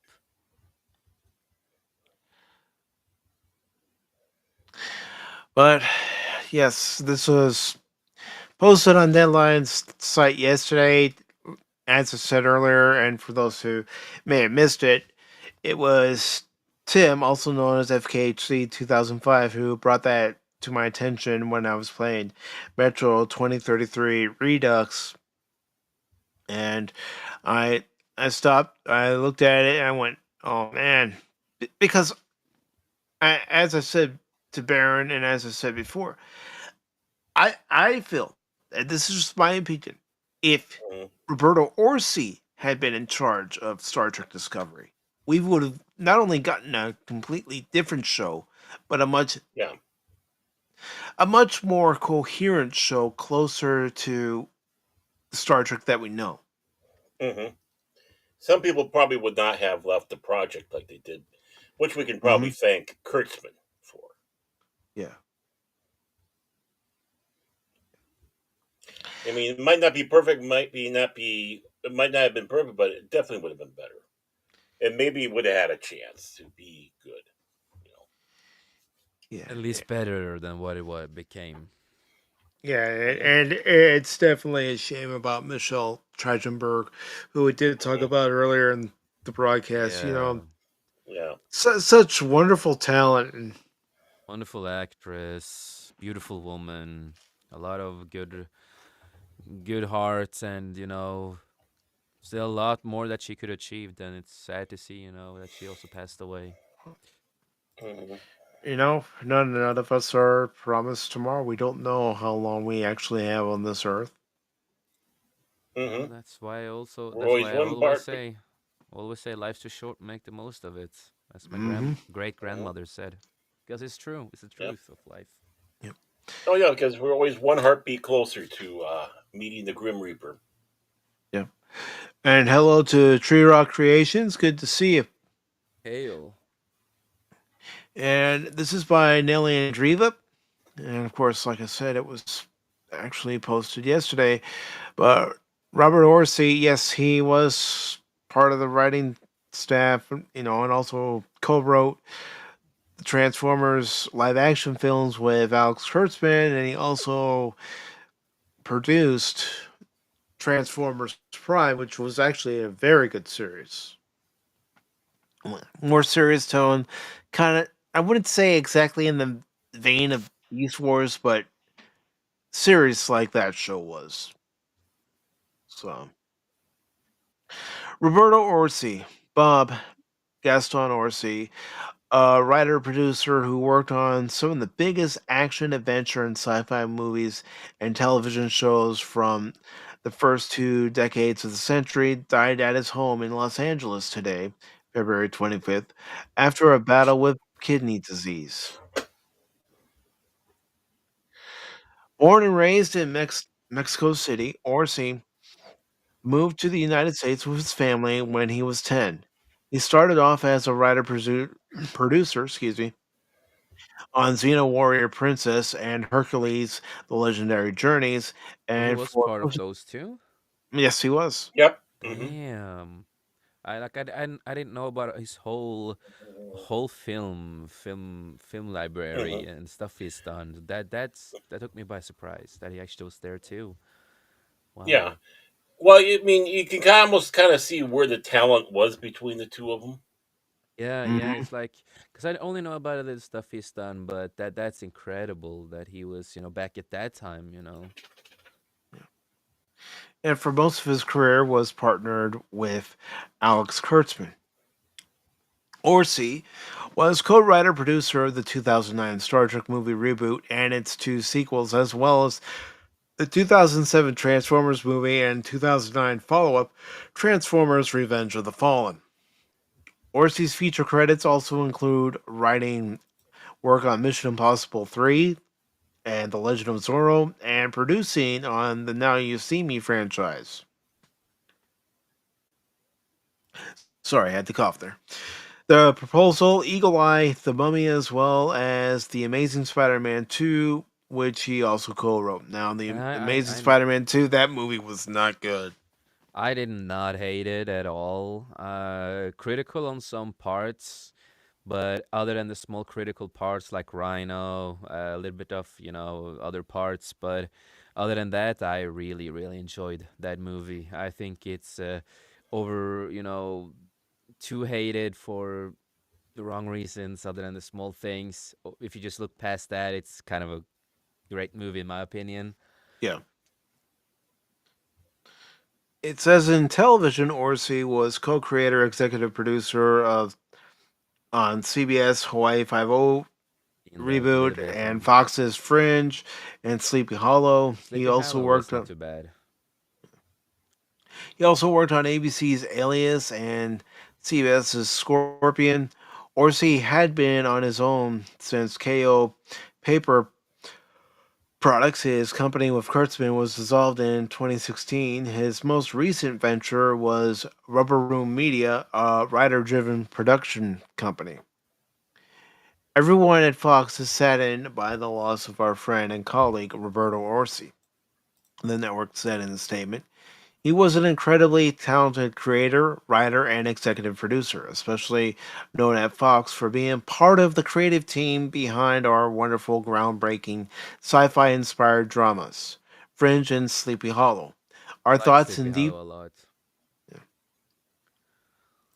our thoughts and deepest condolences are with Bob's family and loved ones at this time.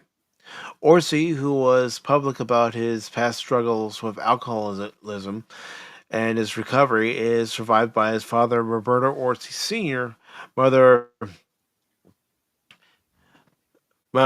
Cookie, well, Miss Garcia. I'll just say Miss Garcia.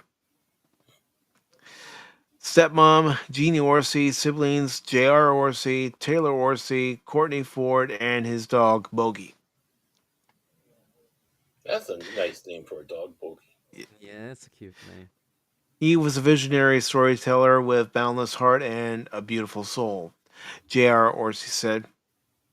But beyond his creative talents, he was a compassionate friend who would put his life on hold to help a stranger and find room in his home for the most overlooked pup at the shelter.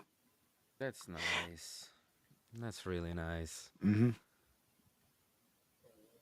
At the time of his death, Orsi and his estranged wife, actress Adele Heather Taylor, had dueling lawsuits pending, each accusing the other of assault and abuse. Hmm.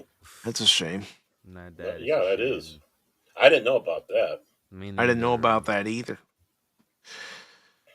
But, kidney failure, it's known to happen. It has Yeah. Hmm. happened. Rest in peace, man. Now this is Yeah. sad. This is really sad too. And I he's done a lot of great stuff that I have enjoyed. At least, like whatever people say about the Amazing Spider-Man 2, but it's one of my favorite movies, even with the small mistakes in it. Hmm. Um, and Scorpion and other stuff that he's done. It's I enjoyed a lot of it. Even with some of the Transformer stuff that I have seen with him, it's like not the best, but it's still he still had a lot of talent. But again, he works with other people too, Yeah. so that's just how the movie business works. Like you work with others at the same time, so a lot of creatives there, a lot of battles of what they're gonna do and not do, of course. But a hardcore talent and talent from a young age, and we see stuff that he's done from Cena to other stuff. It's just what a great talent, and just let remember his great work and all that, and cherish at least the And stuff I you want like to that he's done. I want to also say that he co-wrote The Island with Alex Kurtzman, but I'm going to double check.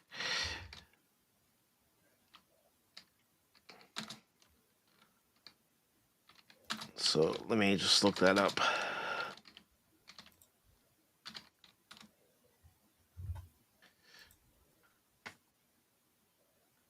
He's a looking, folks.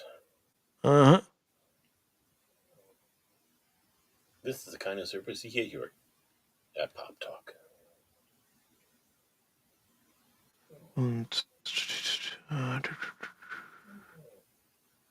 All right, let me just go to the IMDb because Brave's not giving me the full information. It is telling me that he passed away, which we all know now. Mm-hmm. Yeah. But let me just. But he was also a screenwriter in the Watchmen movie with Zack Snyder also. Mm-hmm.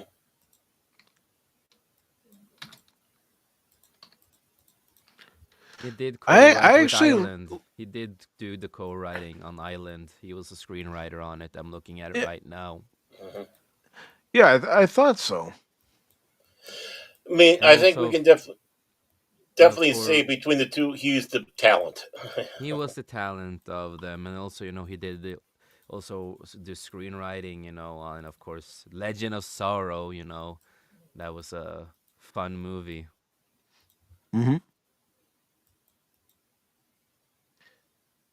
Yeah, I mean, again, like I said to you, Baron, I do strongly believe that if he was in charge of Discovery, we would have gotten not only a completely different show, but a show closer to what we're used to when it Right. comes to Star Trek.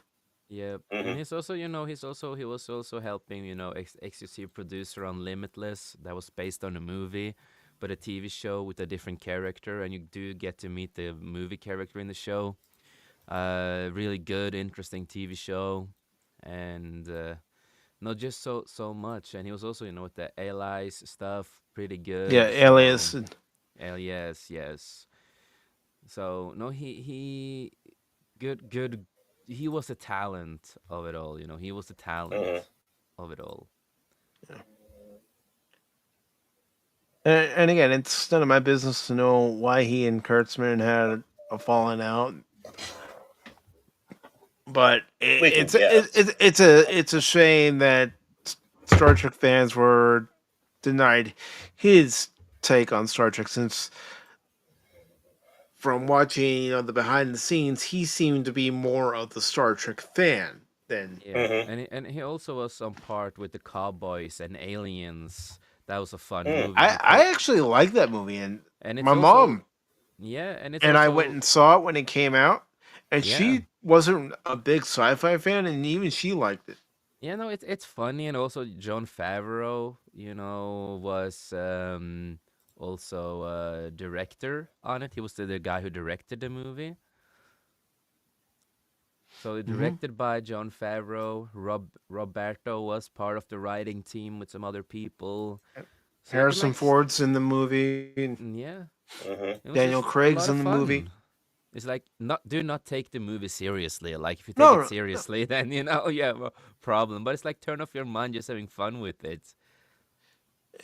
and that's what you do. I mean, especially when you see Daniel Craig, you see Harrison Ford, Clancy Brown's in it. Yeah, Mm-hmm. yeah, no, exactly. It was just one of those fun movies. Yeah. Yeah. No, exactly. But it's still crazy that he was also part of Xena Warrior Princess, because I didn't know that he was part of that team with that show. Mm-hmm. That that I really blew my mind that he was part of that too, because I know that Sam Raimi, who has been part of it, he was one of the developers of the show. Yeah. Like that I do know, but Roberto, dude, that's crazy. Like that is crazy that he was a writer and other stuff in there. I mean, But damn, he was there also there are I look, times. he was a writer and also jack of all trades with Bruce Campbell. Really? Mm-hmm. He was a writer on that too. I love that show. Come on, dude. That's cool with the special. Yeah. Yeah. But you could be watching a movie and you see a familiar name in the credits that's part of the writing staff, or Yeah. you're watching a TV show and you see a name like Brian Fuller and go, I remember when he wrote on Voyager.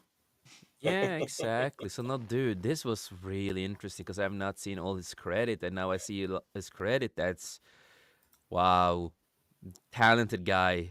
He was more talented than what I thought, Mm-hmm.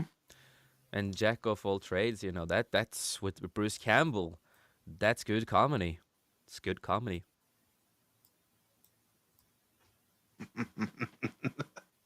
and Kathy, you know what I find appealing? Bananas and oranges. You got to have humor. I mean, Lady Miss Yeah. can tell you, Tree Rock can tell you. I was trying to add some humor to my stream last night. And All I can say about that joke is.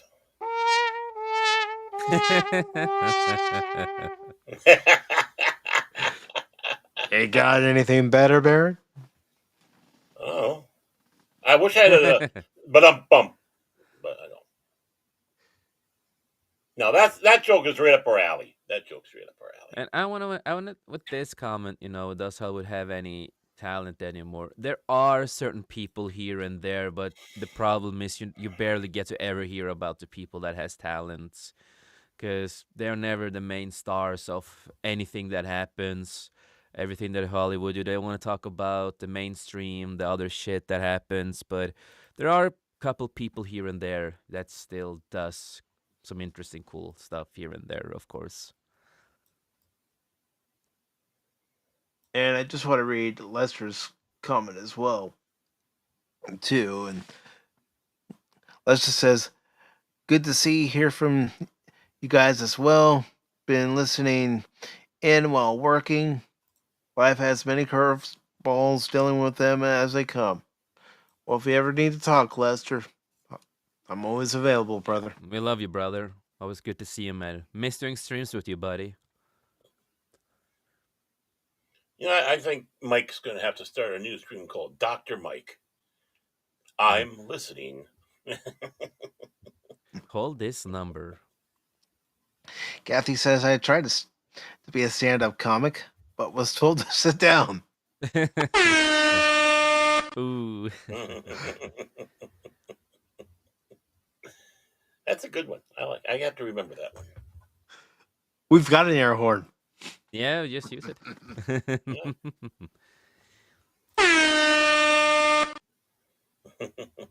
I don't know if I would play during a game stream. I mean, I think that would get old after a while. It would get old quick, actually. Oh. Cash is in here. Cash is in here. Cash not here, man. He's not here. Cash not here. Maybe have a cuckoo clock play when I die. These people. These people. Well, we're still trying to get him out of Fullerton, California's jail because of this. Oh. Yeah. Oh. Kathy.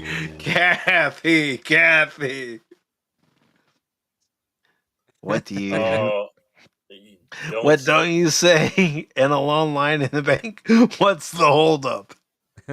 Although something tells me, Barrett, you would say that.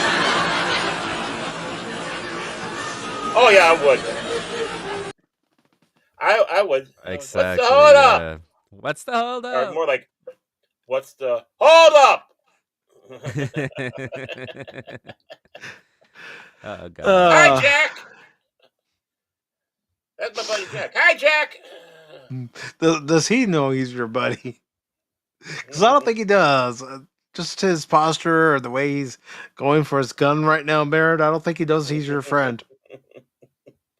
I get tackled and taken to the back room, and yeah. Nurse Ratchet's there putting on the gloves, going, okay, time for the search. Oh God. You have to remember, ask about the lube or the baby oil Yeah. is these days. Basically, she said back and says, it's time to do the search. Then you know you're in trouble right there. It's like, But here we go with our final story That I'm here excited on to talk both the about. YouTube and Rumble side. So here we go.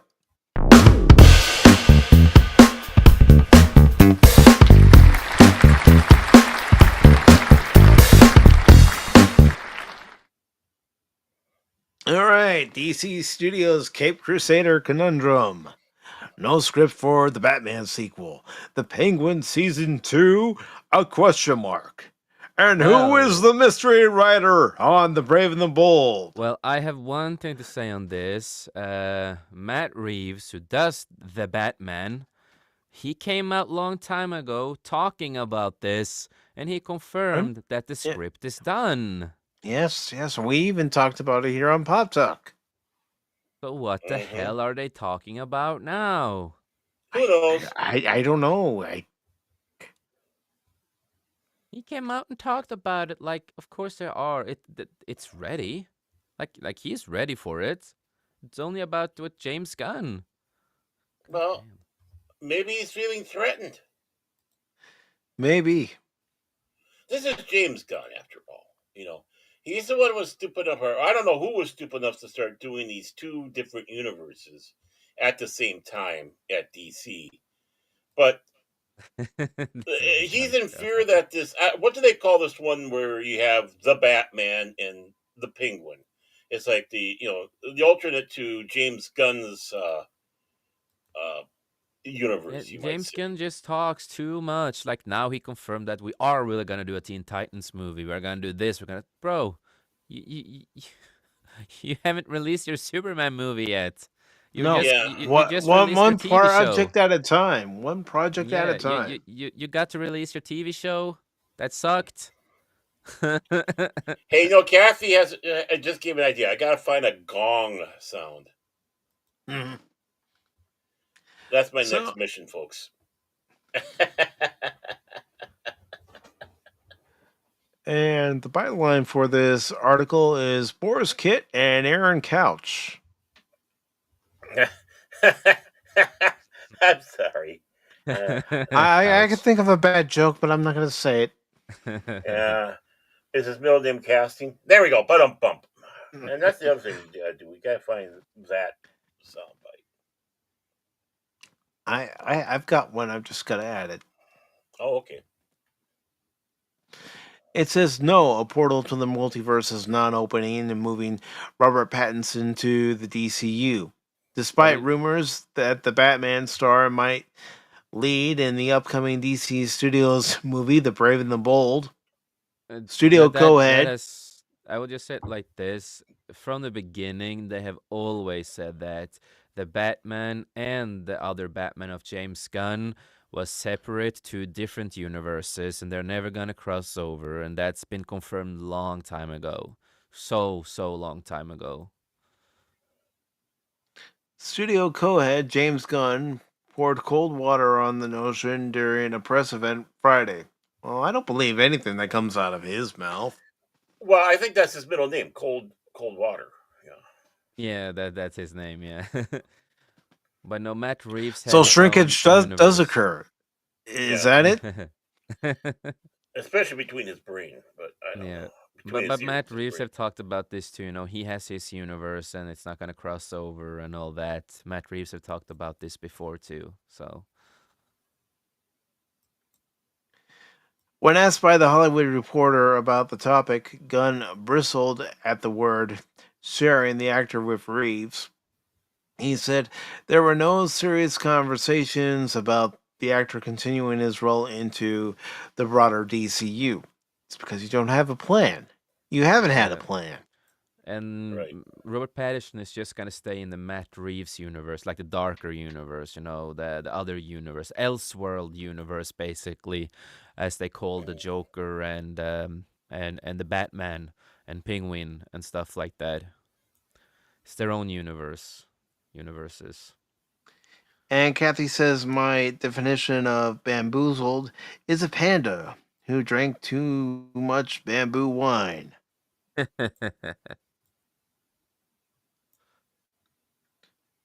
It's humor, though, Kathy. Uh, We yeah. we appreciate Bad it. yeah, bad pun, corny humor. Hey, I grew up on Hee Haw. You can't get more corny than that, but bum. This comes weeks after a head turning interview at January's Golden Globes by the Batman filmmaker Reeves, who was pressed on speculation that Pattinson might be incorporated into excuse me, the DC universe. Rather than flat out denying, he deflected, stating, I don't know, we'll have to see where that goes. The Batman introduced the world to Pattinson's Bruce Wayne 3 years ago in March 2022. It made a strong 722 million, enough that normally a sequel would be fast tracked, but Reeves is a methodical filmmaker who likes to take his time. He is yet to Yup, turn that's in a who Reeves full is. script, but what we have read so far is incredibly encouraging. DC Studios co-chief Peter Safran said Friday, "The Batman Part 2 has been pushed several times and currently has a fall 2027 release. Will anybody care by then, though?" I don't care now. Oh, well, I am excited to see Batman Part 2. If Matt Reeves can continue what he did with the Penguin and learned from the Penguin and saw what, if he learned anything from it, he knows what people want from the Penguin. And again, the first the Batman Part 1 isn't the most horrible movie. It has its No, it just goes issues. too long. It There, goes a little bit too long. there Some of are the parts casting of the movie choices. where they could have just ended it there and would have been fine. Yeah, of course. They could have cut it a little bit shorter, removed some stuff like the Joker in the end, for example. But overall, it was a pretty decent movie. The only problem, we didn't really get to see Bruce Wayne, but again, people have to remember this is year 2 of him being Batman. This is not him, established Batman yet. This is year 2. He's still young, learning to be Batman and separate the Batman and the Bruce Wayne persona away from each other. Um, so I hope that part 2 is gonna be good or a lot better than the first one. Um, and no, I'm looking forward to it. And sometimes, I always gonna say this, sometimes delaying can be a good thing, and sometimes it can be a bad thing. It really depends on the creator and what they do. You know what I mean? Hmm. It's like what they did with Craven the Hunter. I liked it, and I know many other people did. I think the other movies like Madam Web and other movies have destroyed the track record, and people didn't really want to watch it, and some people just want to trash it. But the delay was worth it to get the story more on point how they wanted, also adding in the R rating, and also doing some great parts. So sometimes delaying can be a good thing, but it depends. I have a little bit more faith in Matt Reeves' universe than James Gunn's universe, because Hmm. at least Matt Reeves, again, he is basically done with the script. It's not that long ago that he talked about it, that he's basically done and all that. And the thing is that James Gunn, he basically claimed that there were no script and all other stuff, that there was so many things he said before, Matt Reeves came out and said, I'm basically done with the script. He's ready when he's ready, but yeah. Hmm. Exactly. And it says, as far as the fall 2027 release, if that sticks, it will mean a 5.5 year gap between installments, the film and the Penguin TV spinoff exist in a universe separate from the main DCU. And I honestly believe that if it doesn't come out until 2027, then we should see a more seasoned Batman by then. Yep. No, I think we do, and I also know that Colin Cole, what's the guy that Colin played Farrell? Frisbee? Yeah. He came out, talked about he knows that he has parts in the movies.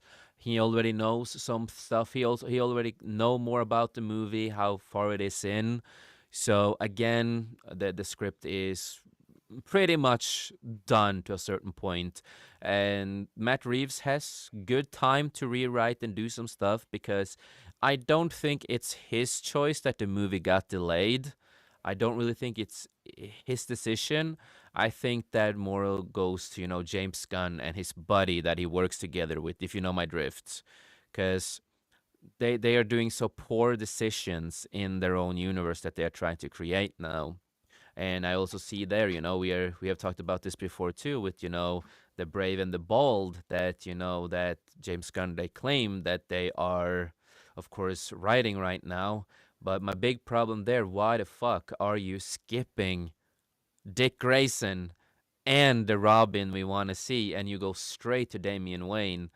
And just skipping such much lore. And that's because, again, when it comes to James Gunn, he just picks and chooses what he likes. He doesn't care about the fans of these universes. He only picks and chooses what he likes. That's a big problem, too. Well, yeah, but the big thing is one of the problems we're looking at right there. And yeah, old gamer Roy Clark was such a great talent, and of course the All Honeys. Yeah, yeah. What was that? Misty. Yeah, Misty was a beautiful lady. But when you say there's a 5.5 year gap between films, that's not acceptable. If you want to try to get some sort of a series going, you got to have it closer because people lose interest. Yeah, 5 years later, I mean, 3 years it took us for Star Wars, but that's a phenomenon. We are not yeah. No, dealing so with phenomenons right now. I totally understand you, Baron, on it. But I also, again, I do think this has something to do with James Gunn being such Oh a yeah. poor person, poor, stupid person to take Hmm. decisions. Because again, I agree. he can create some decent stuff, like he's done Guardians of the Galaxy and other stuff Yeah. before. But the thing is that he did not work alone. He didn't run stuff No. alone. He had somebody on his side and other people Yeah. working with him. But when he is working alone mostly and taking charge of something, he is not the guy to do that. He needs to have people around him. Well, yeah, he does, uh, but that's the thing, though. If you're gonna get needing something to get going, like with the Batman to Batman 2, which is under his purview, but someone else is doing that project. Obviously, it sounds like he's trying to screw him over for one, and two, the rest of the stuff that he's got under him, James Gunn, of his full control, it's not making sense. And of course, as we always sat back and said, every time he opens his mouth, he makes it worse Yep. because he's contradicting, lying, doesn't know what the f he's talking about. Exactly. He's just spewing out ideas that will never come true. It's like seeing dinosaurs on the the whiteboard for the High Republic. It's like we haven't seen the freaking dinosaurs. I want dinosaurs. There's freaking laser beams on their head, um, and we don't even have that. So, yeah, I don't see James. Honestly, I don't see James Gunn lasting long at DC. No. Me WWE. neither, but No. we know we have Shields and other people who's gonna vouch for him. I've Yeah. already seen a lot of James Gunn Shields that you can call them right Oh now, yeah. and how they're attacking people like us because we are critical. It's just like they start to attack Henry Cavill and call him fake that he didn't have muscles in the Superman movie. I'm like, bro, have you seen Henry Cavill? He's the guy most people want to be. He's a geek. Well. He's buff. mm, He's everything that we want to be. Like, come on, Oh, dude. just unleash Hunty on those people. That'll take care of Yeah, Hunty will go them. berserk. But no, I mean, let the shells be the shells. No, we are Yeah. now entering into a phase where people like us just don't give a rip anymore. Yeah, no, because Okay, I have whatever. You guys have no argument. Go away now. You Like know. looking at James Gunn's track record through the years, like I have a feeling that he's the reason why he wants the movie, the Batman sequel, to be delayed, and then he's Hmm. gonna try to push his own things first out Hmm. because he wants his stuff to succeed. But I am sorry, James Gunn, your TV show Creature Commando did fail. You trashed Republican people who voted for Trump. You trashed those people, and you had to insert yourself in the intro because you love yourself too much, and then you're coming out talking about your universe again and saying that, oh, the Suicide Squad that I made and some other stuff I've done with Peacemaker season 1, it's an unperfect memory. Like, what is that to say about unperfect memory, James Gunn? W- that's not a professional thing to say about your own universe when you're trying to create a universe. So if it's an unperfect memory, does that mean that these characters didn't die? This didn't happen? Like, what the heck are you meaning, man? So you're just gonna suddenly add people back or whatever? Um, yeah. Every time like we said, every time he opened his mouth, it's all over the place. And Yeah. I think that he wants to push his stuff first before the Batman 2. Maybe he got a little jealous that the Penguin did so well because that's the Hmm. only thing with DC now that really did succeed. Hmm. and at, And and we're at a phase right now where studios are running in fear because they are losing money. And exactly. if James Gunn goes out there and he's showing he's not performing and talking the talk after, walking the walk after doing the talk, yeah, Yeah. his lifespan is going And to be and short then I there. And have I the think it question will be, and it and should then I be. have the question too, when you see how successful the Penguin was, then I have to ask James Gunn, you who are a leader of the DC movies and TV shows and games, whatever you're gonna do now that you have planned, why do you want to delay the Batman movie for Matt Reeves so far when you know that the Penguin TV show excited a lot more people to actually see and get the second part of the movie? Unfortunately, with James Gunn, Peter Safran in charge, I don't think we're gonna get the Batman sequel. If they No, keep delaying it, delaying it, delaying it. I think we and it's might get it, intentional. but I think we might get it, but one thing I'm afraid of is that James Gunn is gonna just push it, and maybe we will not get. But I think we will. But there's always that possibility. It's always that possibility, and if it happens, it's all because of James Gunn and his friend. Well, the thing is what if he gets kicked out between now and then, which might speed it up then because he needs something to fill that void. Yeah, no, exactly. There are possibilities for that too. There's so many things that can happen. I mean, we know he's lying when he says there's no script for it. Oh yeah, of We know course, he's Matt. lying because the guy who's doing Batman 2 says, "No, I got one." Yeah, he talked about interviews and everything, and you Yeah. have Colin too, who played Penguin. He already knows about it too. Well, even in this article, Peter Safran says they had a script that's not completed. Yeah, I don't know exactly. that you can believe either one of those guys at this point. I believe Matt Reeves and Colin because they talked about it on interviews and everything. Hmm. I believe them. I don't believe Safroff or Yeah. James Gunn. Now it might need to be polished. It might need to be polished, but I think they do have a script because we all know that they go through rewrites and get polished and all that. But the thing is, it's there that they can work with and finish a job Exactly. in no time. I think that's where we're at with the script. Yeah. That's my humble opinion. And Old Gamer 72 Cutlass has a question for us, and that question is no politics, but you would say the silent backer being gone, is there going to be a renewed movie experience? There needs to be. There needs to be a renewed movie experience. You look at what movies are coming out this Friday, and I'm sorry, I'm not interested in any of them. Yep. Well, it means that they can't be lazy no more. They actually got to go out there and start making what we like to go to see the movie. Yeah, and spend They less can't time hide the online books, shitting on people, right? right? Right. I mean, when people say, this is a case of where the customer is always right. The customer sitting back saying, "This is what we want, and this is what you delivered, and this is why we didn't like what Just you look at the delivered." penguin. That's what we Yeah, want in the DC, because that is yeah. actually a But direction. the thing is, because we go out there and say what we want and what we don't like, does not mean that we're shitting on you. It's just No. that we're giving you feedback, but then you come and you attack on us Yeah. for doing that, whether it be video games, whether it be movies, whether it be TV.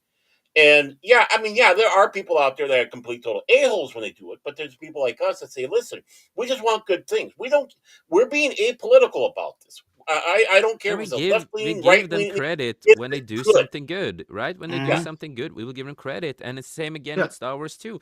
If you yeah. want some more of the Star Wars stuff to succeed more, do more of Andor stuff, do more Skeleton Crew, do more of these kind of stuff that can make people don't get angry and don't I mean, upset and that's get why I was praising Transformers 1 after I actually went and Mhm, saw it, because I thought it exactly. was very good.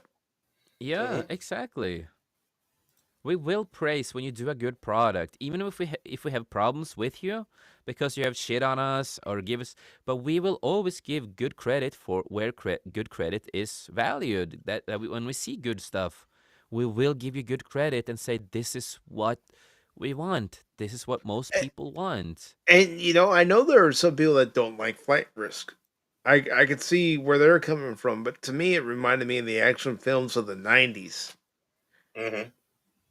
You know, And some of they those were had right. they had their goofy moments. Of course, this movie does have goofy, stupid moments, but it's, I still found it enjoyable. Because even I like to watch movies where stupid things are happening because it's a movie. Mhm. Exactly. And before we Well, continue on with this, I do want to say hello to Red Snom over on the Rumble side. It says, Hail. "Rest rubble, in rubble, peace, rubble. Monolith Productions." Yeah, Yeah. but Tree Rock's got some interesting questions and points here. That yeah, well, I don't think all will, but there's going to be there's theaters that have been closing already, Yes, it Hmm. has. and because they're suffering, and it's more than just the 2020 outbreak that's causing it. It's causing it for the lack, and yeah, you can probably say streaming too, but why would somebody want to go in and drop $15 to see a movie that's going to suck? Hell, it's more than that in other places. Yeah. Do you realize that when you get those prices that actually Netflix is cheaper and you got how much at your fingertips? Of course. What's Exactly. the option? No, You go for the how cheaper many? option, easy. Right, because you only have to pay one there instead of okay, I'm taking me, my significant other, Because cinema is going maybe up in yeah, more and more in price all the time. And a person who's worked in a cinema before, and I still have friends who works in a cinema. In Norway and other places everywhere in the world, the prices are getting higher and higher by basically every right. year, and that makes people we don't want to go to the cinema anymore. We don't have money to go to the Oh, cinema. No, we don't. And I'm we right hit that with at the you, same old time. gamer. I'm Well, right with you. When I saw oh Force Awakens, yeah, that's the path I wanted to see Finn go on. that's what we Was thought was going to happen. Boy, were we wrong? Yeah, they do continue that in the Lego universe. He's an apprentice of Ray basically in the Lego universe now. Uh, too little, too late, like KK deciding to leave. But no, the Again. big thing here. Sorry about that. One problem: Hollywood doesn't know what a good product is anymore. You're right, but I think ever since I started working on this show with Mike, and you can attest to this, I've always said the next blast we're due for the next blast of talent, and we're going to be getting it right here from this platform and the other one that goes Rumble Rumble.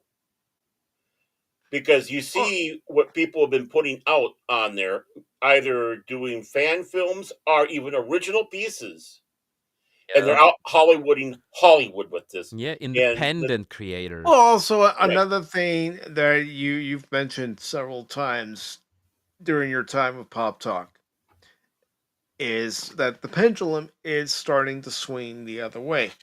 right, and now we're really seeing it. And It's going along with that 5-year plan. I sat back and said, within 5 years, things are going to dramatically change. Well, we're about 2.5. I said now. Is that where we're at? And we're already starting to see some big impacts. Baby steps here and there on certain places. And some places, but other places, it's like, whoa. People are scrambling. Look how they're treating what they're doing at Disney, trying to, okay, we're gonna put Lucasfilm in the back burner. We got to try to save the Marvel universe as best as we can. The panic that they have there, and so the fact that you got the scare going and the fear is going to finish out to where we're going to have those better products, and there's going to be people's heads rolling. It's like, okay, either I can quit or they'll come after. Well, I mean, I'll quit. look at MSNBC. Oh, they have a new head of that particular unit of NBC, and they've let go of several people. Oh, hell yeah! I mean, the heads are rolling there, and then they're bringing other people in or shuffling people around.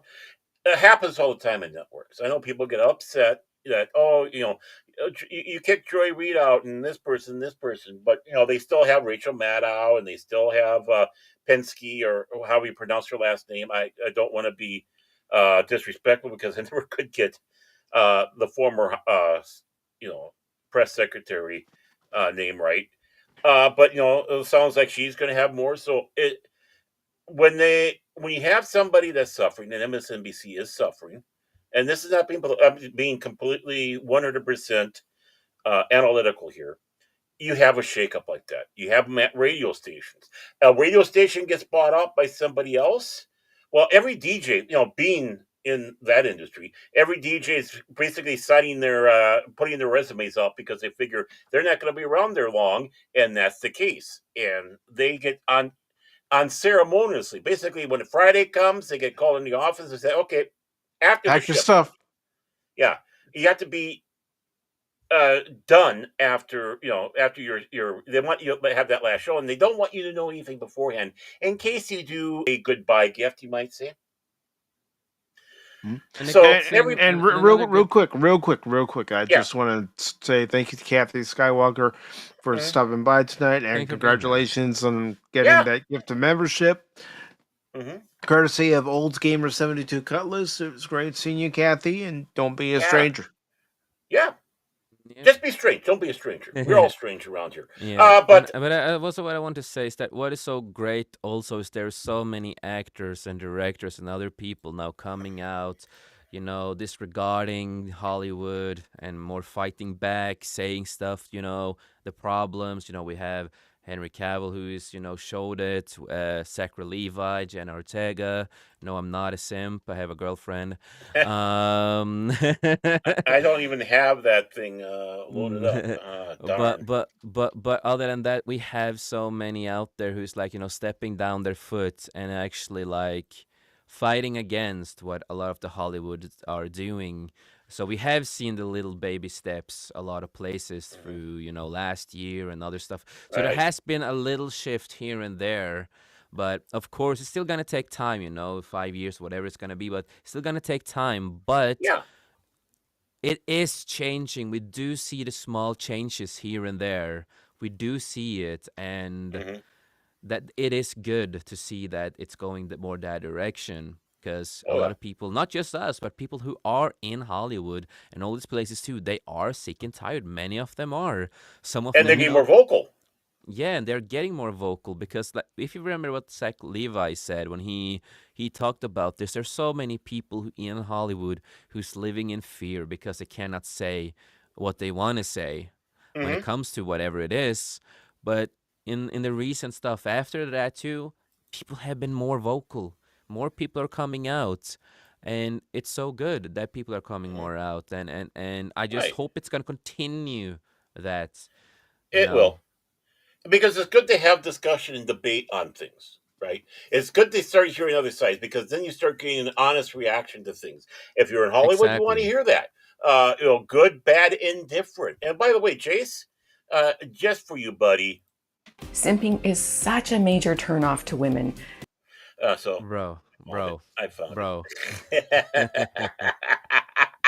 He had to find it because I didn't add it to the list Yeah. of videos to use for tonight.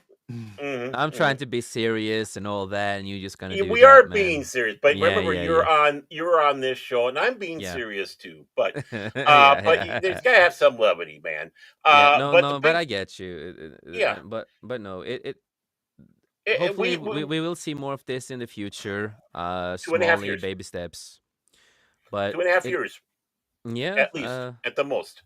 You're gonna start seeing a different change because they're running scared. Especially when they start yeah, seeing their sources of ill-gotten gain yeah, disappearing, and they can have to quit doing their money laundering because that's all Hollywood has been doing. Basically, is money laundering. They're saying about yeah. all this money, but the theaters are empty. So what's going on here? Wait a There's minute, something wait. nefarious. All the money, all of our hard Yeah, paid taxpayer money has right. been put Exactly. toward these TV productions, these movie productions. Hmm. So you know what? In If I don't China, like something, if I don't like something, well, guess what? It's because I don't like my taxpayer money going to something like Star Wars in the state it's in right now, or Star Trek, or any movie, uh, and show that our taxpayer money has been used to push forward.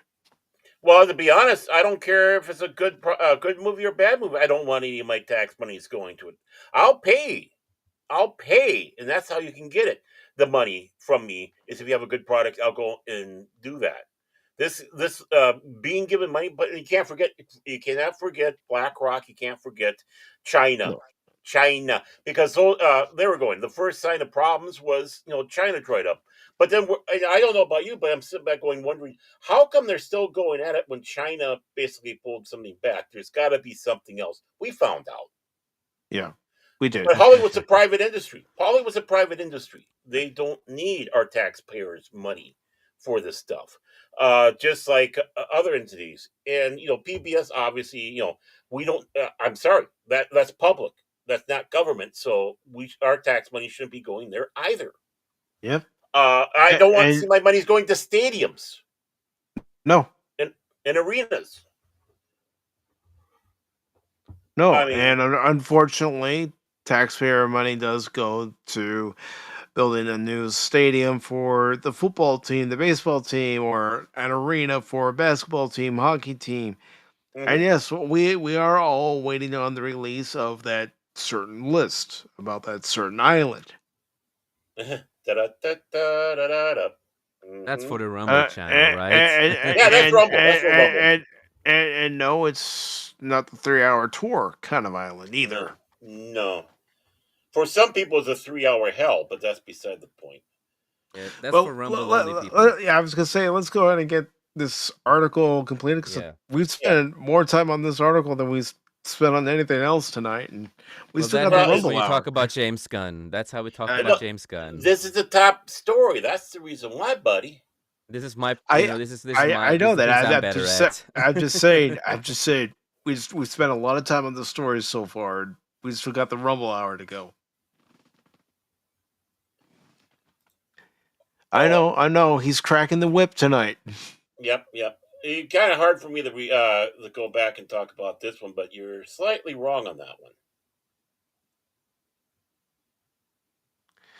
DC Studios is also concurrently developing The Brave and the Bold, centered on Batman and his son Damian Wayne. We want Dick Grayson. How hard is it? Let him read. Case.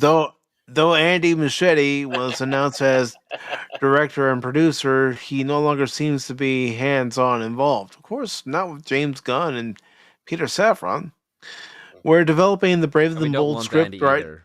No, we're developing the Brave and the Bold script right now, and he'll be the first one to see it. Safran said, referring to Muschietti, while also strongly implying the filmmaker is not involved in the project's development. He should be. If he's your director, he should be involved. He's But the guy who did Flash, the movie. that's not how it works at the DC universe. Gunn went so far as to say he was now the driving force of the title. Everybody knows I love Batman and it's Debatable. important to me. So I'm working very closely with the writer on The Brave and the Bold. He said the writer's name was not revealed. What is it going to be? Batman, the Brave and the Bold of the Galaxy? Might Yeah, be. yeah, James Gunn is the writer. Yeah, that's why we don't know. And you know Yes. what he just did there? He's doing the look at me. Yeah. I'm the Hey, captain now. look at me. I'm the best. All that. Because he's the No, Hey, I'm the savior of hey, captain comic now. books. focus on me, focus on me. Ignore them, focus on me. It's all about Yeah, me. like that one movie. Even though Tom Hanks, is in that film. So sorry about that, Tree Rock and Olds gamer. But look at me. I'm the captain now. As for television, the awards juggernaut The Penguin, starring Colin Farrell, may not get a second season. It's not Uh, planned either, as far as I know. Sefron plainly said, "We don't know. There are a lot of moving pieces, probably most importantly, Colin himself and 800 pounds of makeup." Yeah, but Colin wants to come back, and he already has parts of in the new Batman movies. He already came out and talked about Yeah. that a long time ago. So this article is lacking some context to certain things. Of course, it doesn't have all the facts and nothing but the facts. Of course, there's pieces that are going to be missing. Well, what do you expect? Yeah, no, Yeah, I it's know, James I Gunn. know. But it's the article too, because when it mentioned like Colin and the Penguin, is like it's kind of important to take with the context that Colin has talked about his involvement with the Batman, and also maybe adding in that Matt Reeves has talked about his script. I think that could have done the article a little better, at least to give in that information. Just a little critical thing with it. Yeah. The more information, the better. Exactly. But the mystery But writer is James Gunn himself. James Gunn and Yeah, James Gunn. yeah, but I know this sounds pessimistic of me, but it's just the way I'm looking at it. I don't think we're going to see a sequel to the Batman. Mhm. The more you push it back, the less likely it's going to be. It is a big possibility, so I can understand your view on it. It is a big possibility. I think it's just because I want the Batman sequel, because I did I enjoy don't the blame first you. one. I did enjoy a lot of the first one, even with the small mistakes, but I still enjoyed it. I did rewatch it last year again, and I liked it a lot more than I did last time. Um, and after watching The Penguin, I really wanted. So it's probably just me being a little bit like in the hype train of being like I kind of wanted. You're being optimistic. You're thinking Yeah, good thoughts, and you're hoping that it comes to fruition. exactly. But I will say, it can go both ways. It might happen. We might get the movie, but it can also, if James Gunn decides to delay this movie a lot more, there is a possibility that we can just forget about the movie and that movie universe, and that's gonna be all thanks to James Gunn and Saffron, of course. Yeah, and it's going to be a shame, It is. especially when there are fans like yourself who want Yeah, to see a sequel. especially when you have Matt Reeves who actually has an idea for a universe, who actually is creating a universe and actually know how to do a universe a lot more. You have one guy who actually understands more how to create universes. And if you destroy his work, well, too bad, You James Gunn, you cannot create a universe. You're a dumbass. So many other words I want to use, but this is just for YouTube at the moment. So, but you're a dumbass, James Gunn. Yeah. In France, they say Dumas.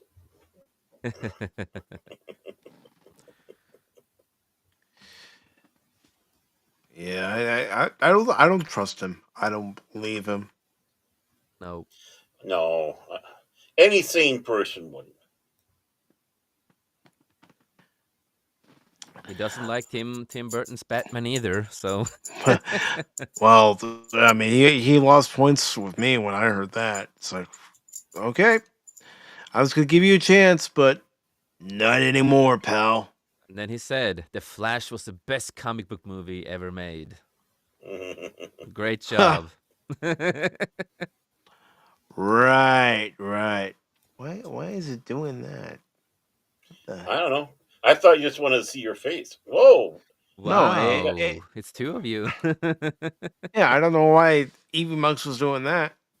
It was your clone. It It was your was your clone clone. on X that did that. Oh That was my. oh yeah. Well, yeah, it's Ike, the evil version of Mike. Ike, Just Mike blame and Ike. James Gunn, who's making you multiverses. There we go. It's yeah. Oh, great, the multiverse of Pop Talk. Nobody needs that.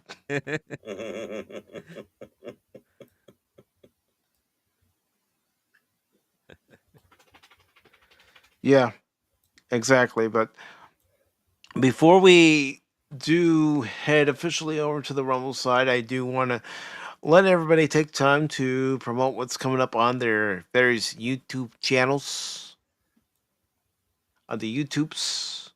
So, Jace, go ahead and tell everybody what's coming up on your YouTube channel. Yeah, well, of course, tomorrow we do have the Beyond. I will set up the stream as fast as I can.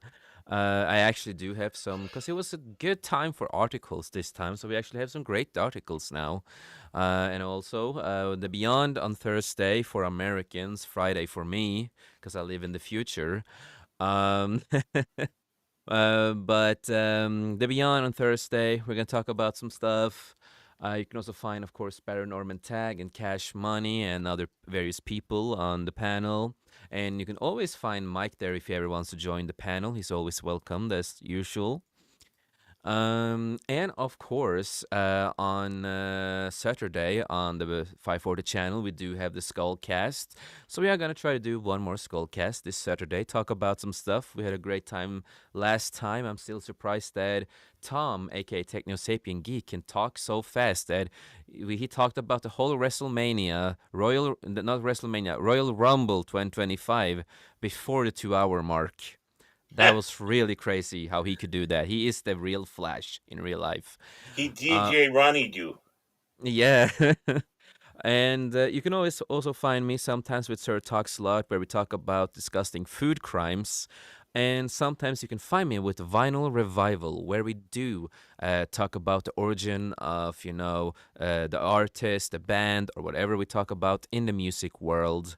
Really fun shows. If you haven't, do follow, of course, Vinyl Revival on Rumble. And also, before we wrap it up, this is the YouTube side. I did, of course, release an album, my first real album, after so many years and so much work, and finally getting it out there. So if you are interested, I have released an album. Really happy with it. I can send the link in private chat for you, Mike, in case. Okay. So that's the link that I sent you to my album. I've gotten a lot of great feedback from professional musicians and friends of mine that have told me that what I did is basically star material and should be shown to many labels and stuff like that. And I'm like, no. Everything that I create is my own company. It's my own label. I'm not going to be part of any bigger labels. My music is my music, if you know my drift. Yeah, you want to have full control over Yes. what you create. You don't want someone else to interfere with that creation. Exactly. And other than that, if you ever need, an editor for, if it is, an intro, an outro, or pictures, because that's what I also do now. I have thumbnails, pictures, stuff like that. I've been starting to create a lot of that. And I work as an editor. If you ever want to hire me, you can always find me on X, Discord, and you can always contact my partners in 540 or my friends to get a hold of me. So there's always possibilities to get a hold of me. And other than that, just remember life's too short, make the most of it. And win this panel, we love you and appreciate you. And none of us could have been here today if it wasn't for all of you guys out there. Thank you for the love and support. It means the world. All right. And Baron, what's coming up on Baron Norman Tag's Fandom Legacy? I did see you release an hour version of Contraband Police this past Monday. Yeah, because certain people were whining about that. They're too short, Baron. You should have them longer. So I went for a longer one on that one. I hope I didn't bore people to death with it. But yeah, that was fun, and I hope to do another one next Monday at 5 o'clock on Baron Norman Tag's Fandom Legacy. That's at 5 o'clock. Release. I release those at 5 o'clock Central Standard Time. So yeah, Contraband Police. I get to be bodyguard on Arkanistan and make sure that we keep you a filthy American pig garbage out of nation. Da. So I hope I get that you'll pick that up. By the way, I just wanted to sit back and say one of the things that was given to Jace for a blurb to put on his album came from Tiny Tim. As he sat back and said, Jace does to music what I did to Tiptoe Through the Tulips. Also, you can find us on Fridays, Mike, myself, and Cash, but not this Friday. Not this Friday, probably next Friday, for Friday Night Hooligans, and who knows what we'll be playing for a game back then. And basically, the rest goes, whether it be Jace or Mike will be talking about the other one, and we can find out what that is. So back to you, Mike. I'm glad to hear, Jace. I don't have to plug you. You can plug yourself.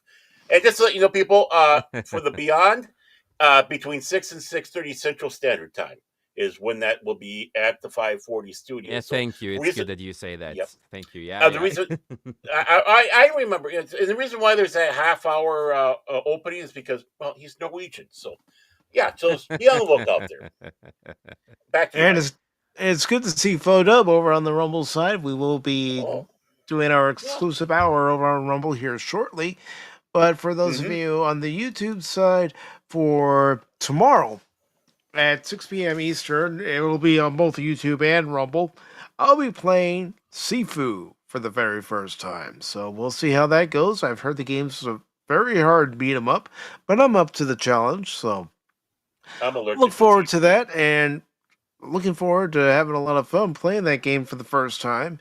And of course, this Sunday we'll have a double feature watch party on Pop Talk at 1 p.m. Eastern with The Haunting from 1963 and Shaun of the Dead. Heck yeah. And then next Wednesday, we will have our special guest, Tommy and the Guinea Pig Collective. And also, I am seriously thinking for next Tuesday, not playing Metro 2033 Redux on Tuesday. I'll probably play that Thursday of next week. But next Tuesday, I'm going old school PC. Old school PC game. Old school PC Star Trek. How? Oh, I thought it was Zork. You're playing Zork. Oh, never mind. No. Old school PC Star Trek game, Baron. First person shooter Star Trek game. 2001 Star Trek game. Pew pew pew. It involves being in the Delta Quadrant. Ooh. Being an elite force. Sounds amazing. Being on the Federation starship Voyager, stranded 70,000 light years from the Federation. We finally got rid of Mike. Cool.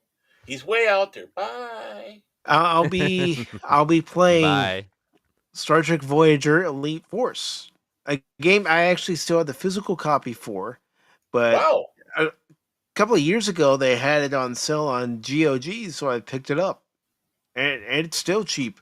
They're on GOG, so if you ever want to play a classic PC game on your modern hardware, GOG's the way to go. And no, I'm not a paid sponsor or anything. I'm just saying that if you want to play those classic games and they have it, and you want to play it on your modern PC instead of having to pull out an old PC if you have it, well, that's the way to do it.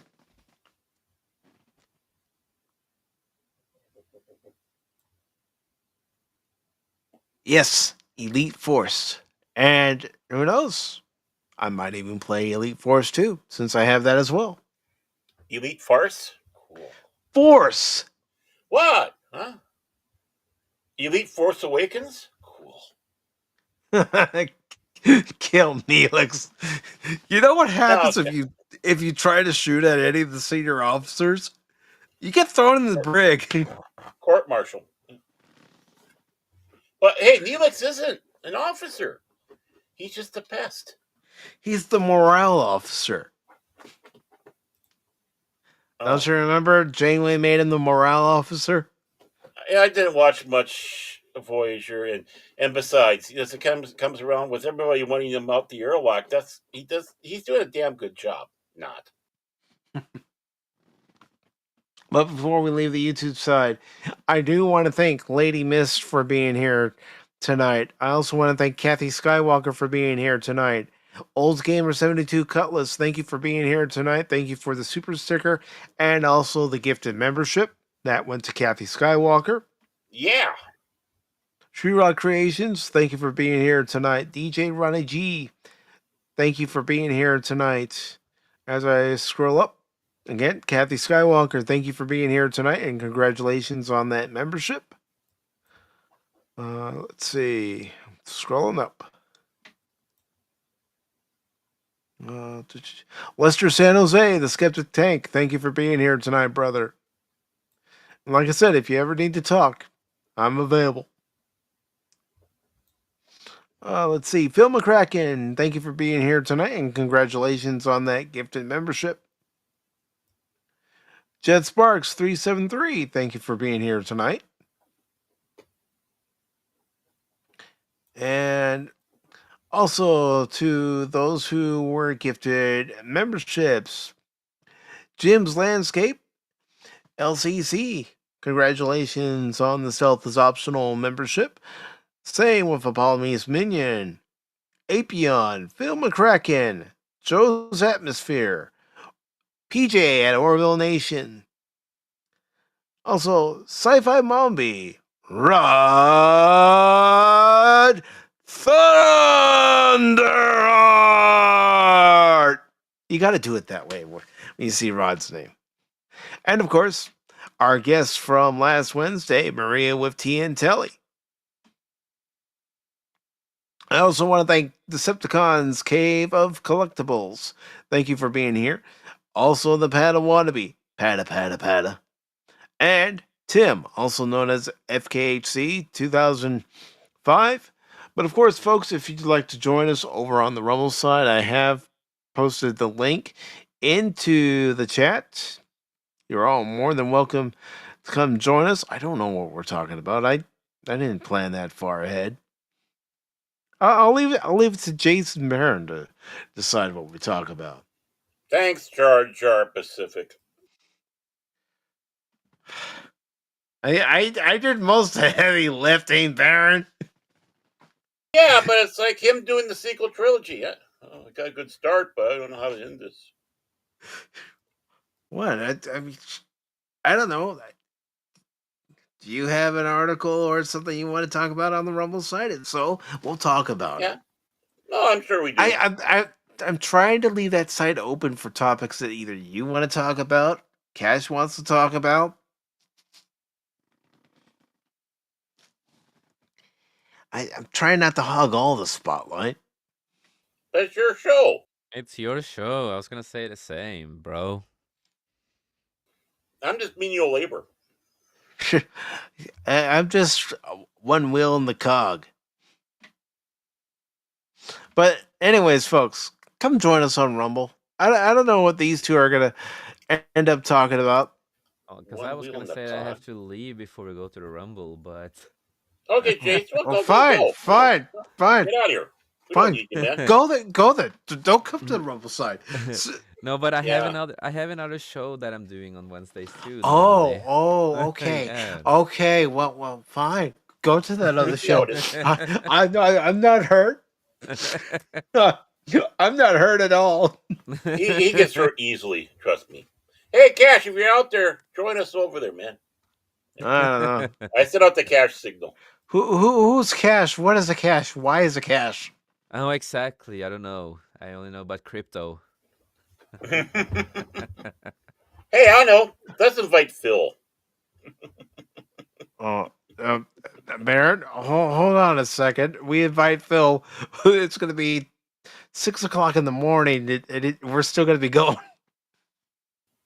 Hey, you and I can walk away anytime and just let him keep going. But folks, thank you for being with us tonight on both the YouTube and Rumble side.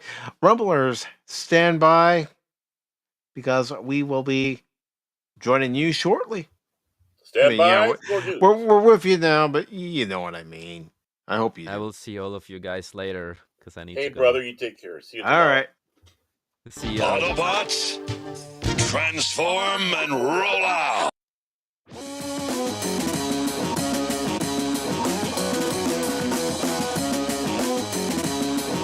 I salute you.